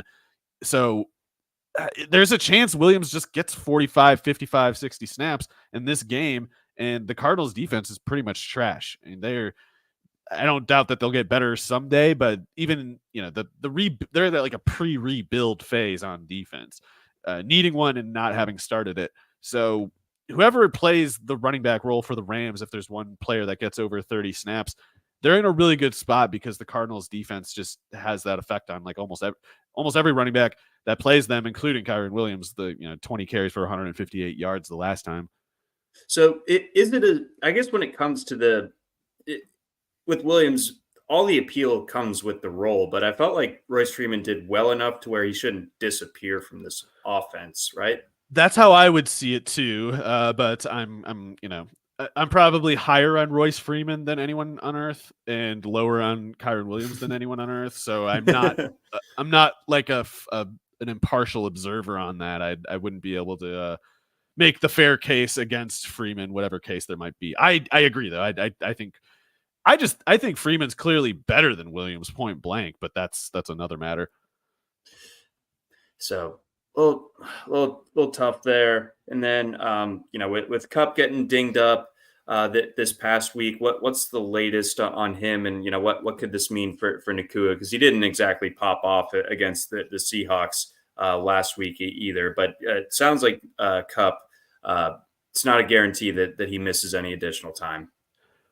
Okay, yeah. So if it's a low ankle sprain, he might or might not play the next game. From the injury, I mean. So I don't know how to call it. Some low ankle sprains are bad enough that you got to miss a week and maybe even 2 sometimes, I guess. But I don't know. I guess I'd be surprised if Cup sat out. I'm only wildly guessing. I don't have any evidence at all. I just kind of since they didn't say high ankle sprain, I guess I'm gonna assume that he's back. But to what effect, I don't know. He might not be fully healthy. Uh, if there's a limiting factor for Cup here other than the injury, it might be that everyone is wide open. Not truly everyone, John. I'm not saying Demarcus Robinson can get open against the Cardinals or this Trammell. Why does McVay do this? Why does he have to I don't find even these know who guys? that guy was. You don't remember him? It was like the distinguished wide receiver 3 at Rice like Yeah, 4 years Rice. ago. Sean McVay loves those guys. He's like, who's this guy who's playing 20 snaps a game for Rice? He's got a little something, you know. He knows how to run an option route or whatever. It's like, how about you get someone who can just run and jump for once? Why do we do these things with these Trammells and these Skowronecks? These other. All right. Sorry. Already making my call on the next random Rams guy. Then there's a guy named Bradley Rosner who's in, I think, his 7th or 8th season of college football. Former Rice guy, now at North Carolina State. You are a Los Angeles Ram, Bradley if he can Rosner. hold off like Austin Proehl and whoever else that they're gonna have auditioning with him, yeah, maybe he's gonna be the next one. Who knows? So we have that to look forward to. On the Arizona side of this, 2 weeks into the Kyler Murray offense and return, how are things looking in your opinion when it comes to Kyler and the rest of these pass catchers? I don't know. The Marquise Brown numbers are really discouraging, and in a way that I'm kind of flailing to figure it out. I don't know why it hasn't worked better to this point, and so while I might look at this Rams secondary and say there's no way any of these guys can cover Marquise Brown, and I do believe that, I wouldn't have thought that the Texans and Falcons could cover Brown so well that he'd be limited to 46 yards on 115 snaps.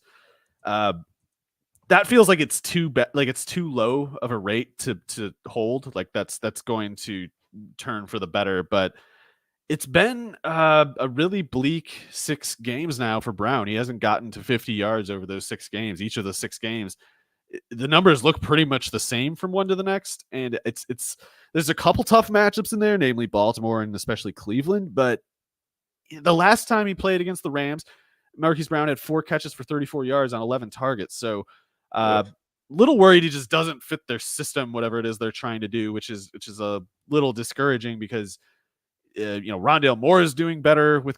Granted, it was all on one play, but he's shown more the last 2 weeks than he did the first 8 or whatever.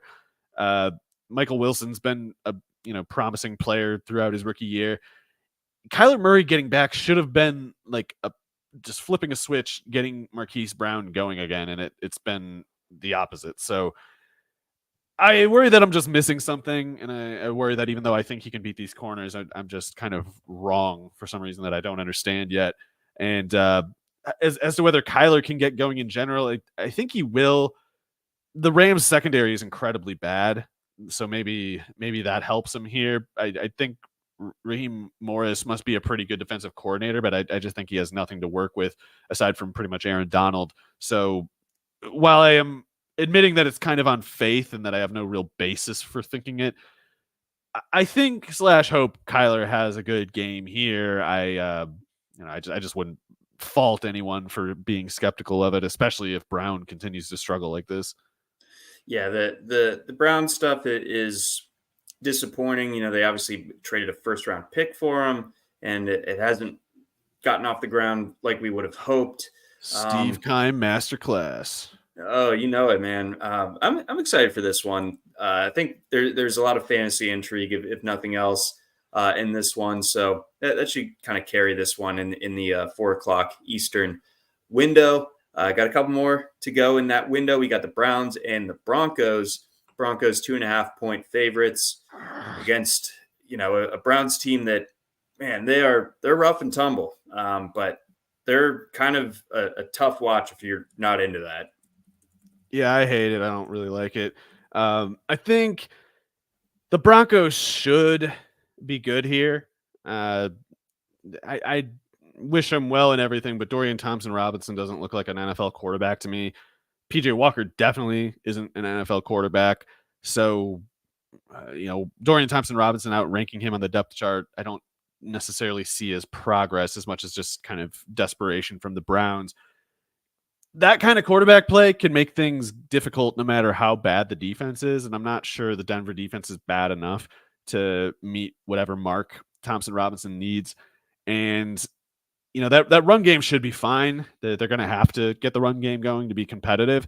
But as long as Russell Wilson doesn't turn the ball over, I feel like they should be able to make more plays in the passing game than Cleveland.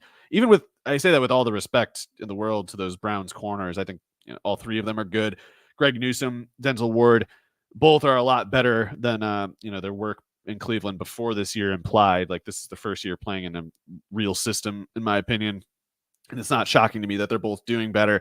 But Cortland Sutton, the Cortland Sutton offense, as it were, that the Broncos run, this 14 points per game kind of offense, should be enough to win here. And I think that as great as Ward and Newsome might be, Sutton has shown repeatedly by now the ability to make big catches in contested spaces. And all Russell Wilson really needs to make that work is just them to be close enough to scoring range and just get one look of single coverage. And, Denzel Ward will probably be all over Sutton, but Sutton could probably, wear Ward like a backpack and not be slowed down too much by it. So, ugly game. Either side can screw it up. If one team turns it over more than once, that might be enough to bury themselves. I just don't know why Denver would be the team to turn it over more. Yeah, I mean, Russ has been. It would have to be Myles Garrett being Superman and forcing a fumble or that can happen. Getting in Russ's face. So like that, can't rule that out. But yeah, I mean, you would obviously imagine that the Browns much higher turnover risk with Dorian Thompson Robinson back there going up against a solid but not that spectacular Broncos defense. Certainly been better than giving up 70 points in recent weeks. But beyond that, are you worried about starting guys like Judy or Javonte Williams against this Browns defense? Yeah, especially Judy, though, because look, I have been a Sutton kind of truther for a while, but I would still say Jerry Judy is clearly the better receiver. That he hasn't been as useful to the Broncos lately shows that their scheme doesn't have a use for the traits that Judy possesses, which is to say, jump balls that Russell Wilson can throw infrequently on the boundary of the field. Like, Judy needs to be in the middle a lot. He needs to be set up for yards after the catch. He needs more space, basically, than the Broncos have for him. And Sutton, if the whole passing game comes down to making that sideline catch, that contested sideline catch over and over, then Sutton is going to remain the more useful player to them. So I can see Judy getting phased out of any game, regardless of the matchup. And this matchup, except for when he's on Emerson, Judy can probably beat Martin Emerson pretty easily. Denzel Ward and Greg Newsome, on the other hand, though, are pretty much nightmare matchups for Judy. There might not be three corners in the league that he'd rather see less than those two. And so it seems difficult to me for Judy to have any obvious opening. But Javonte, I wouldn't worry about, because even if it's a slog, let's just assume it is, if we're correct to favor the Broncos, then Javonte Williams would be almost as likely, if not more likely, the heir to whatever touchdowns we're talking about that would only other go to Cortland Sutton. So maybe the Broncos only score 14 points, but I kind of feel like that's all that you need to feel like Javonte Williams and Sutton are pretty much, same as most any other week. Yeah, narrowly channeled as far as the touchdown production in that offense is concerned. Let's get on over Chiefs Raiders. Chiefs 8.5-point favorites on the road in Vegas against the Raiders. How concerned are you? about the Chiefs, because that's all. When I'm home, I kind of indulge myself and watch some of the national, sports media TV shows. I watch The Herd. I watch First Take. I watch It's all down that. bad. Oh man, yeah. And it's just like I like to. I'm mixing it up. I'm not in my usual dwelling. I want to see what everyone else is looking at more often than not. And the panic bells for Kansas City are ringing. I saw your tweets on Monday and Tuesday, and something to the effect. And forgive me if I'm mischaracterizing, but it's like this has kind of been coming. Like the Chiefs have kind of asked for this, right? By rolling with the receiver personnel that they have, and just banking that Travis Kelce would be enough to carry this entire passing game. And I mean, the Eagles are a totally different conversation than the Raiders, of course. But when you look at the long term for the Chiefs this season, are we looking at a team that might be ticketed for an early exit? Maybe not early, just because the whole league is awful this year. But I think the issue that the Chiefs, Andy Reid, whoever, their issue is that they point blank thought Marquez Valdes-Scantling and Justin Watson could do things that they cannot. And maybe they didn't have that specific realization, or that maybe it wasn't framed that specific way, I mean to say. But they looked at their offense. They kind of they sat back, they look at it, they go like, oh yeah, that should work. We like Watson there, don't we? Yes, we like him there. We like Valdes-Scantling there, don't we? Yes, we like them. We like him there. That's fine. That'll work. They didn't stop to look at what the actual numbers for any of these players were, though, because throughout their career, Justin Watson and Marquez Valdes-Scantling very clearly were the types of receivers who get overexposed if you make them draw a target more than every 12 to 15 snaps. I would say ideally less than that even, but 12 to 15 is the absolute most you can put on these guys in terms of targets per snaps per target. Sorry. So in this game, a game where the Chiefs need to throw the ball, if they had moved the chains enough, upwards of 40 times, they're giving 11 targets or whatever to Watson. And that's too much. It's way too much. It's a complete systemic breakdown that happened at all, because you're taking a guy who, in the rare event that Justin Watson is actually efficiently acceptable for an offense, it's because he's playing 500 snaps and drawing only like 38 targets. In this game, they're trying to get him a target every 6 snaps. He can't do it. He's not good enough. The passes won't get there. He won't get off. He won't get open enough. He'll drop passes that he doesn't usually. Things like that start happening when you overexpose receivers like that. And they quite simply wanted to run too many pass plays without having enough capable pass catchers to budget that offense. They just said, oh, well, we got 20 targets left. They go to Watson and MVS. You lose. You just lost. It's not going to work.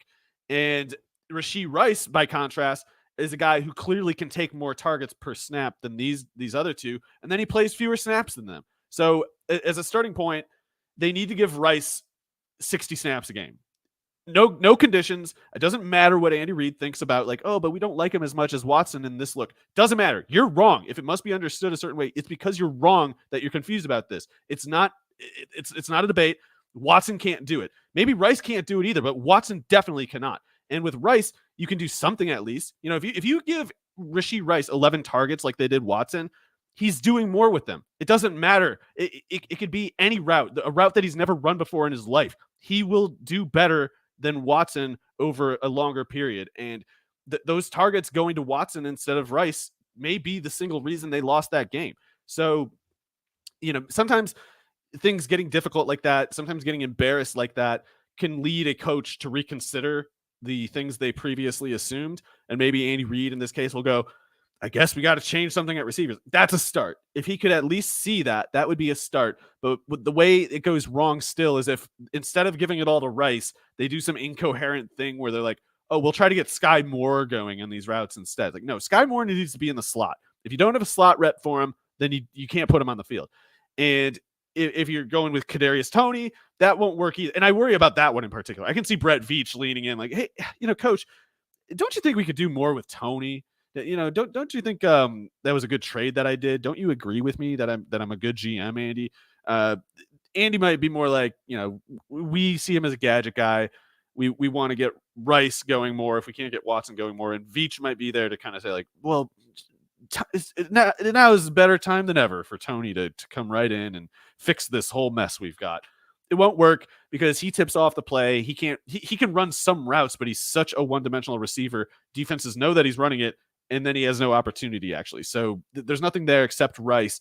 And maybe they start to give him more snaps, but if they don't, they're hopeless as far as competing against good teams. The Raiders, they're fine. The Raiders suck.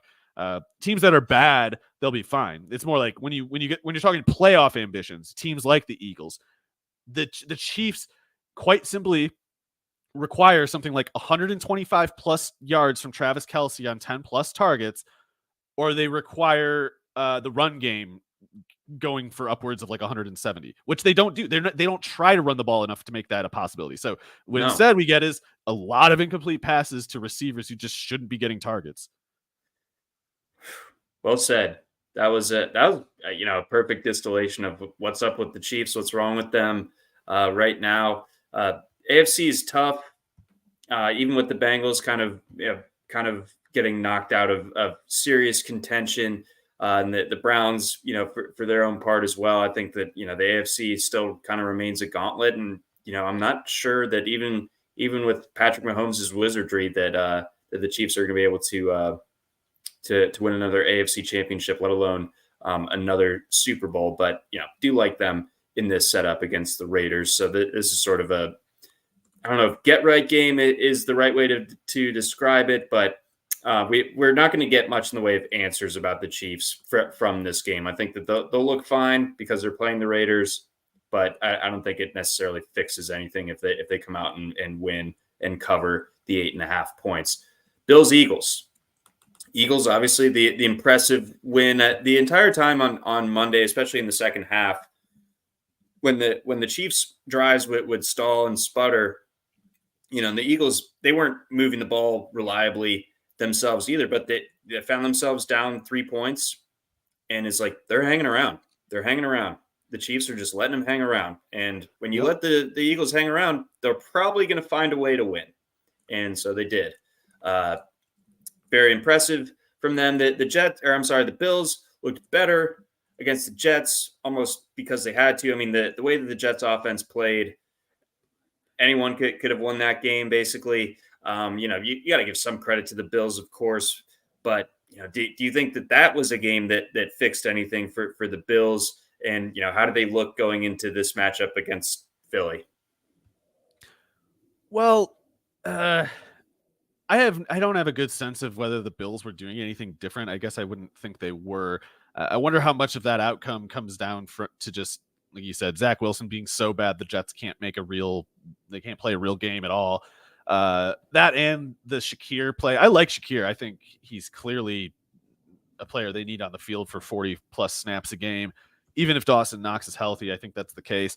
But that big play, that much yardage after the catch is not really the norm for him. It's not a play that's always going to be there. So they need to get Diggs going more at the very least. But it was encouraging, I guess, for them in a way that this is the second time in, I guess, like 3 weeks this has happened, 4 weeks. The Buccaneers game, I think, was the last one, where Diggs kind of had a quiet game. And then in the Tampa case, Gabe Davis got going a little bit with Shakir. This game, it was Shakir that got going. It's like that's good to see when Diggs has a down game. It means they have a counter adjustment capacity. Like they can respond to a defense selling out to slow Diggs now if they got Shakir and Kincaid going a little bit. But they need to get Diggs going to handle the more typical scenarios, like the 2 out of 3 times that they're winning. It's because Diggs has a big game. It's not often going to be because of Shakir and Kincaid making up the difference. With that said, in this game, I really like the chances of Diggs getting going. Maybe I'm too quick to assume things get easier for him. Maybe I'm too quick to kind of not give the Eagles secondary enough credit. I just don't think the Eagles defense is that good in the secondary. I think the pass rush is crazy, and that's no small concern. I mean, especially the right side of the Bills line has had trouble pass blocking, but those corners can't cover Diggs, in my opinion. And I think also No. that the Eagles secondary has had enough trouble this year. They have to worry about all the receivers for the Bills, Davis, Kincaid, Shakir. And I feel like that's, I've been something of a critic of Josh Allen's in recent times, but it hasn't been the case often with him over the past 3 years where he has had more than 2 receivers who project well against the defense. It's always just been like, we'll force it to Diggs and figure the rest out later kind of thing. And in this one, the pass rush is a huge concern. I don't mean to make it sound like it's not capable of derailing the whole thing. It is. But if the pass rush doesn't derail the whole thing, I just don't think that the Eagles have the secondary personnel to cover these receivers. And if it's a shootout, I don't know if that even suits the Eagles. I think the Eagles might want to kind of win this one like 27-20 more than trying to win it like 35-31. Yeah, I think the Bills are definitely more comfortable in a shootout. I don't think that the Eagles, if you gave them the truth serum, that they would want Jalen Hurts throwing it 40 times. I think the Bills are totally fine with Allen throwing it that much. So, yeah, I mean, if it goes that way, and to your point, I think that the Eagles secondary, got bailed out by a lot of drops on Monday nights. So, a lot of those passes are probably going to be completed this week. So the Eagles going to need to play a little bit tighter coverage for sure. What do we envision this Eagles offense being able to do or not do against the Bills? Well, this is a weird thing to say because I think he basically should be fired. But Sean McDermott is a uniquely good defensive coach, in my opinion. As much as he has these embarrassing moments from time to time, I think we've seen that be more due to like general game management than defensive scheming. We saw the Buffalo defense shut down the Dolphins offense. There are games they are occasionally quite good. However, I'm personally a little skeptical that vertically oriented offenses suit the Bills defense that well. I think the Bills played the best defense when their best defense, not like the best, but they play their best when an offense is kind of a smaller field, horizontally oriented offense, which the Dolphins definitely are. The Eagles are all about verticality, though. It's every single thing is about vertical pressure, and specifically AJ Brown pressuring vertically. Those corners can't turn and run. They're all hurt also. I don't even know who's going to be playing corner for the Bills. They cannot turn and run, though. Like Russell Douglas, he's basically a strong safety playing corner. Like that guy's feet cannot move quickly enough to keep up with either Devontae Smith or AJ Brown, and especially not downfield. I don't really see the Bills pass rush getting there in time to stop that setup. So Jalen Hurts, I think, should be able to take shots downfield over and over pretty much in this game and get Smith and Brown both going. I want to leave some possibility open of McDermott knowing this ahead of time and having some kind of novel fix for it, but short of some kind of probably smoke and mirrors kind of fix that only really buys them like a quarter or two, I don't know what the Bills can do here. I feel like this is maybe one of the easiest matchups for the Eagles passing game in a while. So, to your point there, when it comes to Buffalo, Teron Johnson, Dane Jackson, and Cam Lewis all questionable. Micah Hyde is on the injury report as well. And then, of course, Tre'Davious White and Kyer Elam both on injured reserve. So a beat-up group going up against Devontae Smith and A.J. Brown, or I mean to say A.J. Brown and Devontae Smith.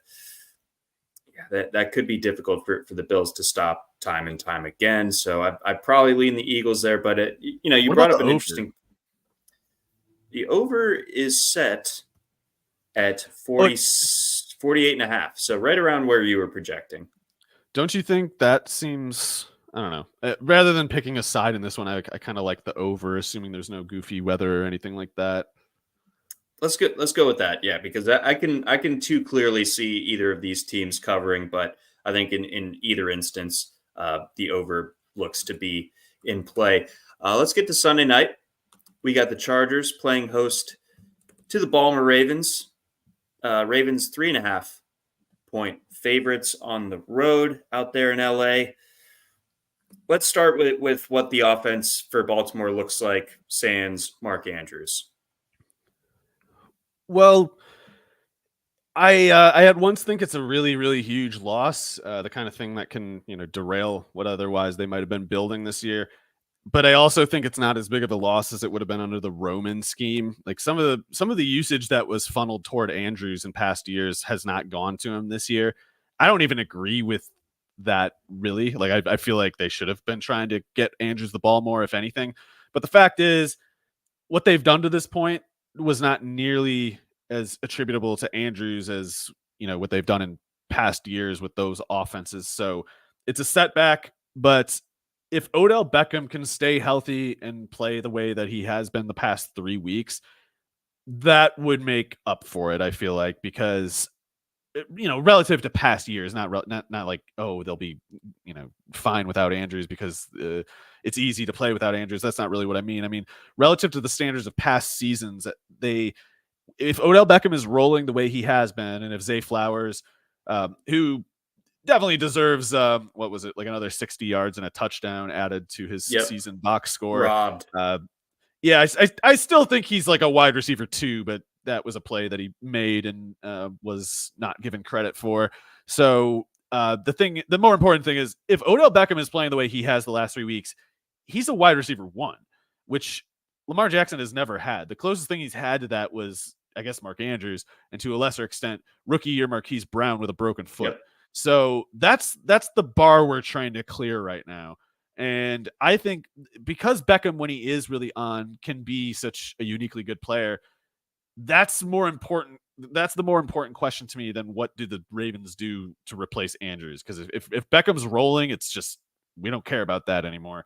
But they have a few tight ends. I've said before, I'm a little lower on Isaiah Likely than most people. I think, I don't know, he's got something, but I just think he's a backup. And particularly since this offense wasn't throwing nearly as many targets to Andrews as in past years, I'd be curious about turning that position into a little bit more of like a blocker / decoy type, which to me means Charlie Kohler, because he at least has enough speed. He's much faster, much faster than Isaiah Likely, even at something like 30 pounds heavier. And if you're a safety who's got the coverage over the top there, you're paying a little more attention to Kohler, or at least you're looking more at Kohler at the expense of looking at the receivers on that side than you are when Likely is the tight end. Whereas, like in that case, you're just not really watching him at all. You're looking at the receivers, and Likely's better at those like 5 to 6 yard targets, I guess, than Kohler. But if we're not throwing to the tight end that much anyway, why not have someone who can at least make a safety kind of turn and run every once in a while and be maybe a better blocker at 20 or 30 pounds heavier? If not Kohler, you mentioned to me, John, that Nebraska tight end, the undrafted one.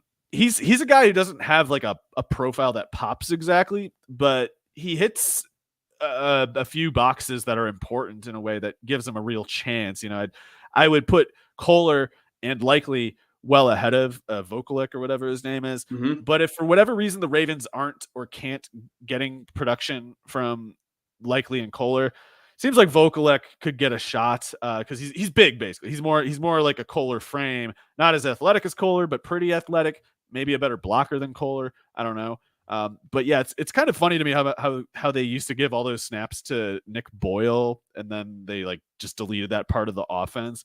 And maybe they kind of reintroduce a guy more like that with Andrews out, instead of trying to find someone who can do what Mark Andrews can. It's just not a realistic thing to find someone else who does what he does. Yeah, I think, bottom line, you're making a great point about what the tight end usage in the Monken offense has looked like this year, and it hasn't been Andrews getting peppered with targets every single week. So Mark Andrews is only commanding X amount of targets, right? He goes out.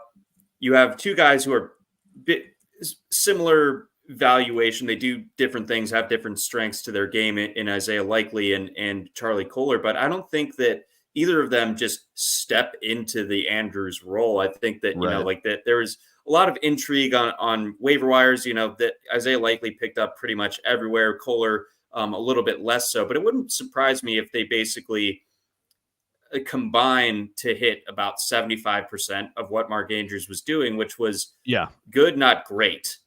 So I think it's important to like keep that in mind, that like neither of those guys have such a distinct advantage over the other, that like that Isaiah Likely is locked in just because he played a little bit more as a rookie than Charlie Kohler did, and vice versa. So it's going to be tricky. I think it's going to be hard for us in fantasy to really be able to pinpoint. I think this week should be kind of like a helpful display and demonstration of how they plan to use the tight ends going forward. But I'm not saying that either Likely or Kohler are slam dunks. I think that we start to see more of the target volume get channeled out to the wide receivers if Beckham stays healthy. Zay Flowers, Rashad Bateman playing a little bit better lately, making me eat my words. Nelson Aguilar caught the touchdown, fluky play, obviously, last week as well. So I definitely I have a hard time seeing either of these tight ends that are trending on the waiver wires really being able to deliver for you. I think the loss of Andrews, if you're going to have the replacement for him, it would have to be someone that probably you already drafted or picked up over the course of the season, because I'm not certain is either of those guys. And then Vokolek, deep dynasty. If you have a roster spot to burn, I'm interested. I thought he was the best looking of the non-Andrews tight ends in preseason, but again, that's preseason. Beyond that, how do the Ravens set up against this Chargers defense? Well, I'd like to say good, very well, things like that. That is what I think. I do worry though, I'm kind of a, Lamar fan, a little bit of a Ravens fan. I worry about jinxing, good fortune for them by expecting it. But the Chargers defense, I'm not sure if their whole deal is good for countering what Lamar and this offense presents. I'm worried in some ways that the Monken approach at this point might play a little into the hands of the Chargers, and that Staley believes in this kind of defense where you're playing just like off coverage at corner and trying to jump underneath passes with. I feel like it's slightly informed by the assumption that the most efficient way to run an offense is to pass in the short and intermediate. So that's where we'll spam. And I don't believe the premise of that. I think it's false, but the Monken offense has run more that way than in previous years. Like Lamar is throwing more underneath than in previous years. I think it's among the reasons why his completion percentage is higher this year, but by quite a bit. But they're short of Beckham staying hot the way that he has. There was also going to be the certainty that Lamar's yards per attempt dropped over the course of the year, because if you're completing almost 70% of your passes at 7.7 yards per attempt, you need to either be like Drew Brees level prolific and killing it downfield to offset the substantial volume of underneath passes, or your yards per attempt is going to trend towards 7 or so. And you need big plays to offset that. They weren't making big plays. That Flowers one would have been nice. Beckham has been doing things to that effect, of course. But if those two fail to do it, I worry that the Ravens might have a tendency to kind of like throw into the cushions that the Chargers corners tend to line up with. So the way you hurt them for that, though, is running the ball well. And this is why I feel like, if need be, the Ravens should be able to be fine by making the Chargers pay with the run game. And maybe the run game goes off either way. I don't know. But if the Chargers are kind of spamming the short intermediate that Lamar has been throwing to, and if they're keeping the corners with a cushion to kind of like bait that particular throw, then you just got to kind of bash them to pieces up front until they start lining up a little closer to the line of scrimmage, and then get going downfield again at that point. But yeah, I feel like this should be an okay spot for the Ravens, even without Andrews. I'd really like to say something to the effect of like, can I get 40 snaps from Beckham? But I can't tell if that's getting too greedy. Right, because he's a little bit, shall we say, not so durable. But when he's out there right now, he looks awesome. But I think this is a great setup for Gus Edwards. I could see him having at least one touchdown in this game. And for anyone who had sour grapes about Keaton Mitchell last week, to quote Scarecrow from the film Batman Begins, right, the Christopher Nolan, I said it would take you places. I didn't tell you it would take you places that you wanted to go. This is part of the Keaton Mitchell experience. Anyone who was whining on Twitter about Keaton Mitchell not doing enough for their fantasy team last week, you're not a real one. You know that those games were possible for him in the same way that a disappearance act from Devin Achane is certainly in the realm of possibilities. If you panic dropped him, I hope I'm in your league because I'm going to scoop him up, and I would like to play Keaton Mitchell this week. I think this is a good spot for him too. Yeah, we always knew the deal with Mitchell and Achane was like the same thing, and it's so funny how you can very specifically state the case that way, that like, there's going to be fluctuation just for the fact that he doesn't get enough carries to give you a good box score when the big plays aren't there, and the big plays aren't always going to be there. Like, he's not literally going to average 12 yards a carry forever. So necessarily there will be some regressions at some point in time. It is necessarily true that this will happen. And there's still just 1,000 guys out there conservatively who will be like, what the hell? They said this guy was good. It's like, we didn't say he would run for 4,000 yards. Which, did you think that was going to happen? I can't tell what anyone actually believes anymore. Like, we're just kind of like bundles of nerves and impulses, just screaming for treats and attention. And I don't know if anyone really believes or thinks anything hardly ever anymore. But the people who were complaining about Keaton Mitchell, to the extent that they weren't just kind of trying to like absolve themselves of responsibility or whatever, they can hopefully find some solace in, similarly to how Mitchell will not average 12 yards a carry on 10 carries every game for his whole career. He's also not going to finish that many games with like 3 yards a carry. So it goes both ways. It's not always the one way, and understanding that is how you have the appropriate perspective and don't lead yourself to cut the guy out of like some kind of misplaced angst toward the one-off game he had. Where are my 6 carries for 100 yards and 2 touchdowns? That's all I signed up for. Simply do it. Yeah, simply do it for me. Come on. I started him. I use my fab budget. On the Chargers side, how do they match up against Baltimore? I don't know.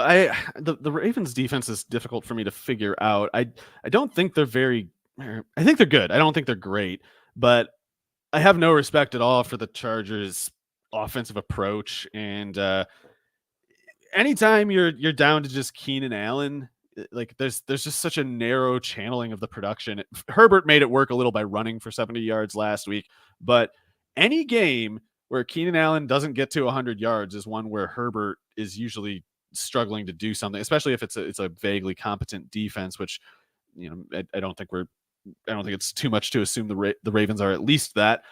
So like, even as somebody who loves Herbert, like the matchup, I guess, enough for Allen, and that every week they're dependent on giving him 10 plus targets, but Allen might be slowed a little bit by Kyle Hamilton. Like, Kyle Hamilton, I don't have a good sense of if he's a little too big to be going against a guy like Allen, but Allen was never a speed receiver.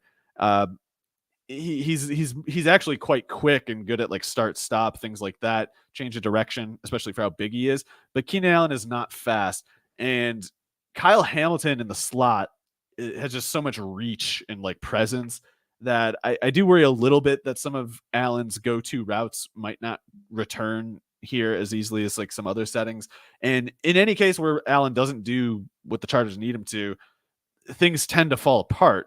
So I don't know. I don't want to say Herbert has a bad game, and I don't want to say Allen has a bad game, but as far as like picking the winner, I don't think either of them is close enough to their upper range of outcomes here for the Chargers to keep pace from even like a middle range outcome from the Ravens. If the Ravens have one of their better games on offense, I don't know what the Chargers can really do about it. Like, they need it to be low scoring and kind of low ambition, I think.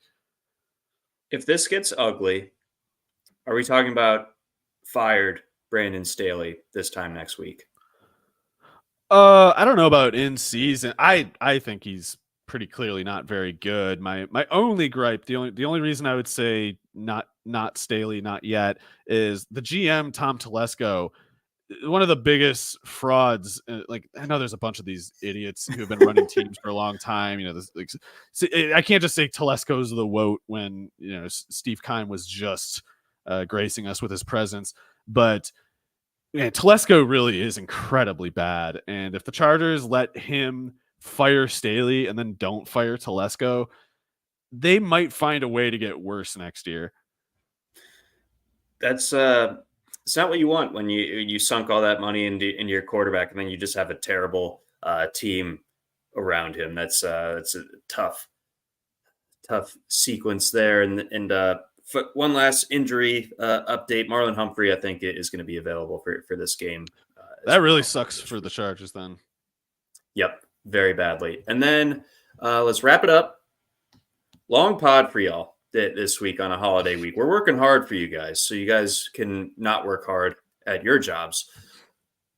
Bears Vikings, rounding it out.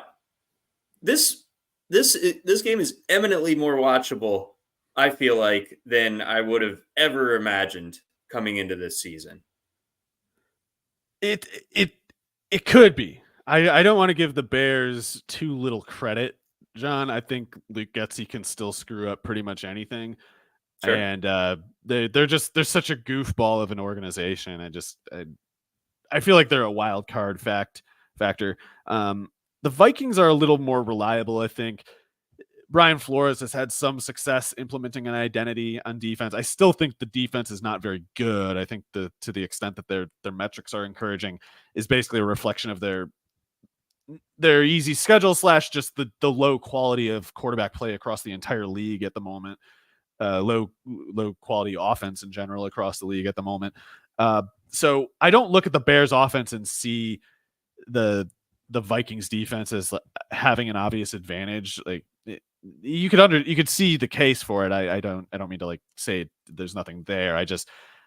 I don't believe in the Vikings defense more than I do the talent of players like Justin Fields, DJ Moore. Even those running backs might be able to do a little bit against the Vikings defense. I don't know, but DJ Moore, Justin Fields, Darnell Mooney too. Darnell Mooney can dust these corners. There's no doubt about it. So I feel like there's opportunity there for the Bears. The blitzing will be aggressive. I don't remember if there's any split stats about Fields against blitzes. I assume they're bad just because it's like pretty much all the passing situations have been bad for the Bears. But the Vikings are a team that blitzes more than any other league. They do it constantly. And if Fields has a little bit of that Derek Carr in him, I don't know if he does. I don't really believe that he does. This would be a good case study on whether he does, though. But if Fields has a little bit of that Derek Carr thing where he just starts to coil up the second he sees a fifth rusher, then that would be a way for it to turn badly for the Bears here. But as long as Fields plays with poise, and I feel like that's more what he usually is. I feel like whereas Carr freaks out and panics and starts to shut down his processing and hides, Fields, it's more like he stares a beat too long sometimes, like he's waiting to see something a little too long, and that's different. That's not the same as being scared by the blitz. So if Fields' moments of indecision are because of being a looky-loo, basically, as opposed to kind of flinching in response to this motion, then he should be fine. His rushing ability, big play ability as a passer should manifest. And if it does, I don't know if the Vikings can respond at that point. Definitely don't want to. By the way, do we know if Justin Jefferson's playing for this? I think he continues to toe the line of I'm not going to play unless I'm fully healthy, and I'm not convinced that he is just yet. Yeah, if he's out, I think the Bears got a really good shot, really, because there's only so much smoke and mirrors you can do with Josh Dobbs as a passer. His running is a constant. And that's something. He's legitimately a big efficiency, big volume runner at quarterback. But that first, those passing stats from that first game against the Saints, I'm not expecting something like that here, even though the Bears are a much worse defense. Exactly. So I do think that the Bears can go ahead and get the cover here. They've played well in prime time before the season, although those were Thursday games. This is This is a Monday night game, but 3.5 points. I think that the Bears can hang in there. But let's wrap it up for us here on the Thanksgiving week edition of the RotoWire Fantasy Football Podcast, breaking down every single game on the slate this week. From Mario and myself, wish all of our listeners a happy and healthy Thanksgiving, and we will catch you guys next week. Try RotoWire today, free for 10 days. Get our premium tools, rankings, analysis, and breaking news alerts. No credit card required. Go to rotowire.com/try.